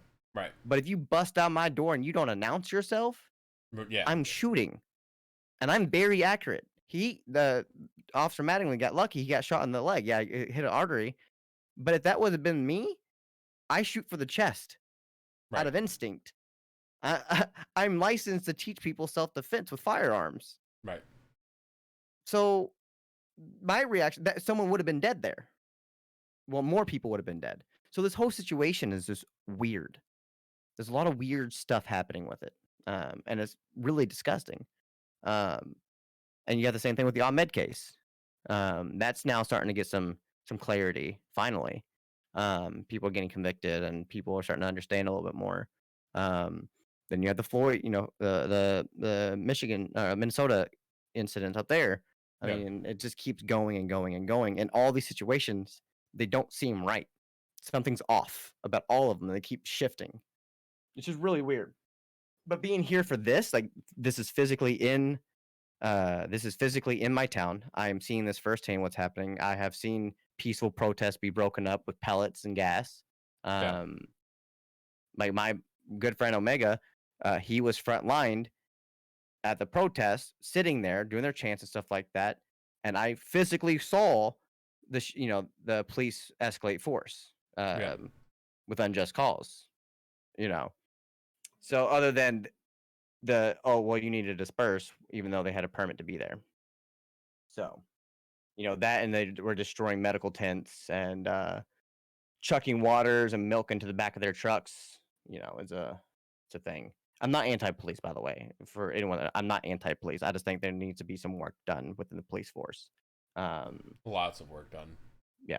But like, I'm seeing this firsthand, and this isn't new to us. That's the scary part. This type of incident isn't new here. We've been dealing with this for a very long while. This was just kind of the tipping point for us. Yeah, I've been kind of trying to pay attention to this, and every time I turn around, it's something different with that case. Something spins. Yeah, something spins, and I'm not a big advocate for CNN either. Yeah, no, me neither. But they're a news source that people utilize, so you kind of have to look at it. Yeah, this whole the whole Breonna Taylor. I'm not for no. I'm against no not for it. I honestly believe that doing a lot of their late night warrants are kind of, it's putting the officers and the individuals in a place of danger that I don't think is enough risk. Like there's not enough gain to qualify the risk. Unless someone is trained, we all follow the same habits. We go the same route home. We go the same route to work. We go to the same places to eat. We go to the same places to hang out. We are creatures of habit. Yeah. And the average person isn't smart enough to change their habits to prevent anything happening. On top of that, most people aren't aware of their surroundings enough to realize, oh, there's an unmarked 5 vehicles behind me taking turns with me. Yeah. Oh, that dude was eyeballing me at this red light, and now he turned with me, and the other one veered off. Like, I'm paranoid enough that I know. Yes. This. Yes. But that has to stem from the fact that I know, and I make this joke all the time. I know somebody in some cubicle in some somebody's office. I'm not talking about the whole joke about, hey, the FBI agent's watching me. Now I know there's somebody at the NSA that is assigned to maintain contact on me. I know it. I'm an outspoken veteran. I've been labeled as a threat since I got out of the service. I know you were labeled a threat while in the service, thanks to the Patriot Act, because I think the Patriot Act was one that developed a list. Well, it was Napolitano, who was the Department of Homeland Security. The Department of Homeland Security. Sorry, Jimmy. Department of Homeland Security Secretary Napolitano, while during the President Obama administration, sent out a memo to all police forces stating that veterans of the armed forces are at risk of becoming right-wing terrorists. And I said, Bugalo boys. I said, really? All right. I see how the government sees me. I do my time. I try to be a good soldier. I try not to cause problems too much. I get out. I don't, I try to go by the book and do things right. Yeah, I see how it is. And I'm very vocal about my anti-Patriot Act and anti-government stance on a lot of things. So, I'm pretty sure there's somebody over there that has me in a file somewhere. Oh, for sure. Absolutely. For sure. Absolutely. Especially somebody who's previously had top secret clearance and seen things. Yep. You know what's a scary one? You know what one of the scariest moments in my career was? My first commander, she was prior at military intelligence. Obama was getting elected the second term. You remember how the states were wanting to secede and stuff like that, and it was a big. Yeah, they were talking about secession. So she flat out told us. She's told us numerous stories of stuff that she could tell us because she's flat out. She's like, I can't talk about this, or she started a story, be like, never mind, we can't talk about this. Change subjects. Yes, ma'am. The weather, some random shit. But she flat out told us, she's like, if you're ever told that you need to come in for a random TA-50 layout, she's like, do not show up. Because that's going to be the nail on the head for anyone that shows up, pretty much, that you're stuck. Hello? Because in act of preparation, she said it's a defense measure they have for civil war and revolution attempts. Oh, wow. They bring all troops in and they lock you down. You get no say on it, and if you do anything against it, you are technically deemed a traitor on site and permitted to be shot on site. So yeah, that was fun. That was a fun conversation to have with your CEO. I'll tell you what. I am yeah. There's certain things I've seen that I don't talk about because I don't know exactly everything that is able to be talked about that I've learned while I was in the service. Yeah. If it was on paper, I don't talk about it. That's what I come down to. If I saw it on paper, I don't talk. I'm gonna need you to come in Saturday. Nice try. Yeah. Because I got to see some of that stuff. I think most soldiers have gotten a chance to see something that they probably shouldn't have seen. Oh, absolutely. I mean, the amount of times a cell phone's left out, or a laptop, or a vanilla folder. Come on now. Oh man, I'm just sad I didn't get to carry one of the new radios where they don't carry they don't weigh about the same as. We talk about the new radios. What are you talking about? Okay, look, I got out in 05. We were still using Singars, bro. Like the big heavy Singars with the battery pack. Yeah. I was forced to carry one in my final FTX and then learn it. Yeah. And then break it down. Then utilize it during the final FTX. Yeah, those things were doo-doo. They were great, but they were great at doing what they were supposed to do, but jeez, those things were heavy. No, we still use them. No, they have smaller versions of them though. Yeah, it's like a mini ham. They're not like this freaking big and take up the entire freaking rucksack, man. No, not anymore. Every time I see the you'd rip it out the Humvee. Yeah. Fucking throw it in your ruck. Every time I see the attack 2 bag on freaking Tarkov, oh my God. It makes me think of the fucking Singar, dude. Every time. my grandfather was communications during the Cold War. So he had not only did he have to carry the giant fucking radio around, he also had to carry the wire for it. Oh wow. Yeah. Because this Cold War era, like this is like what, 20 years after World War II? Not even. Mm-hmm. No. 10 years? Was it Cold War before or after? No, Cold War was the 80s, right? Well, the Cold War spans from 1914. Yeah, it was. I know it was long. With the Russian Revolution all the way to 1991. But yeah, Korean War? he had to fucking hold that wire, run that wire, keep the comm set. Like that was his job. Oh God, they were still running freaking wire, huh? Uh-huh. My buddy Joe, I met him, Joe Livers. I met him when I worked for Quell, little business commission sales deal. What's Death Valley? Churndall? I think so. He was the one that ran the communications for that. Wait, are you talking about in Vietnam? No. In Afghanistan. Oh yeah.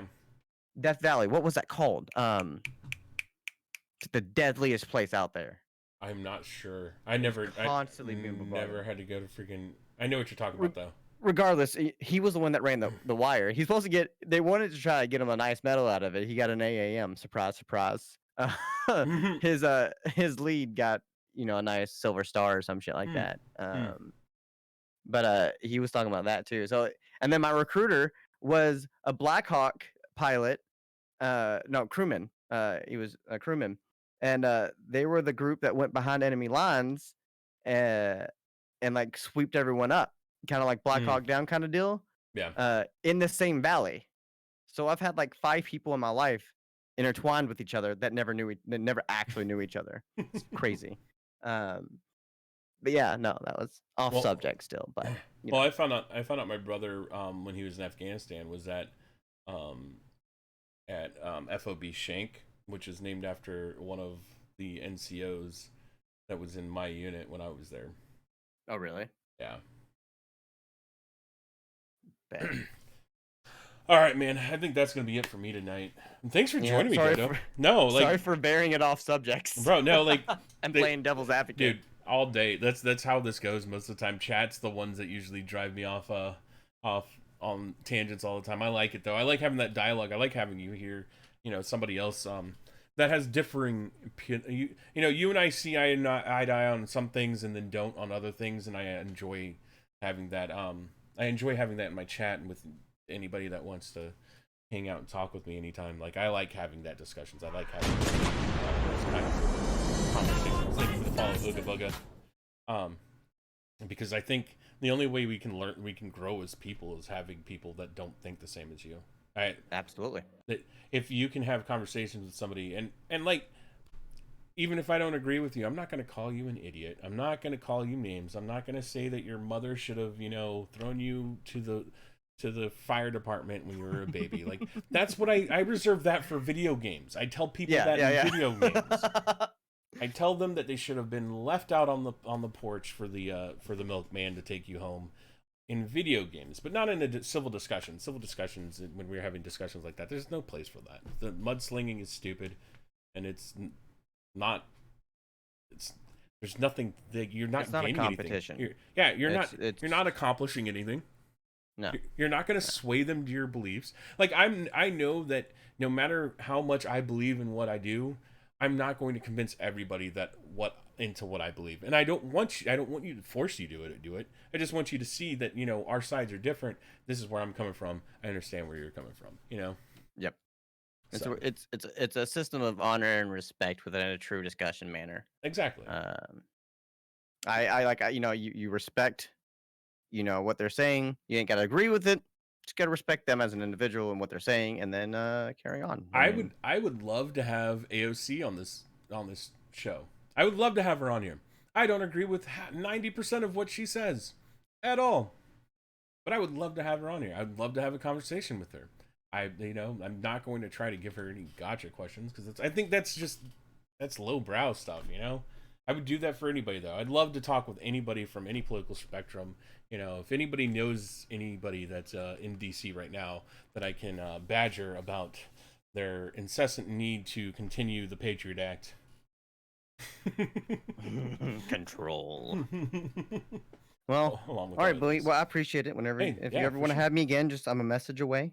Just remember, man. I am a libertarian authoritarian that has a feud within himself. So you're one mixed up individual. It matches my life. there's like this tug of war going on inside of you, and oh, if you only knew how deep that resonated. But all right, man. You have a good night. It was a lot of fun. Thanks for having me. For sure, man. We'll have to hit up some Tarkov soon. Absolutely. All right. Okay, bye. Bye.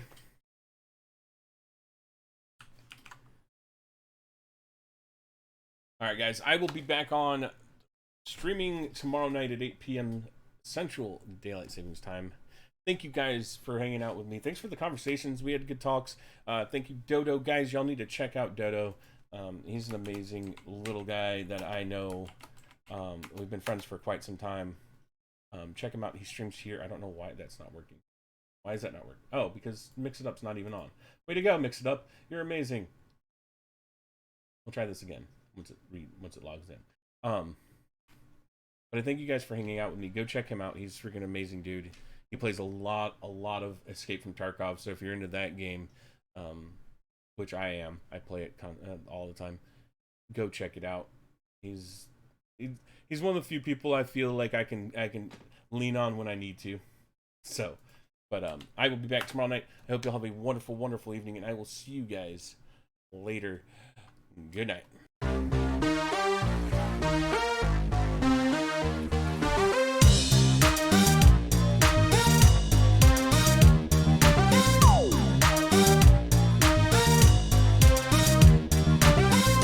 Ho, yo, ho, yo.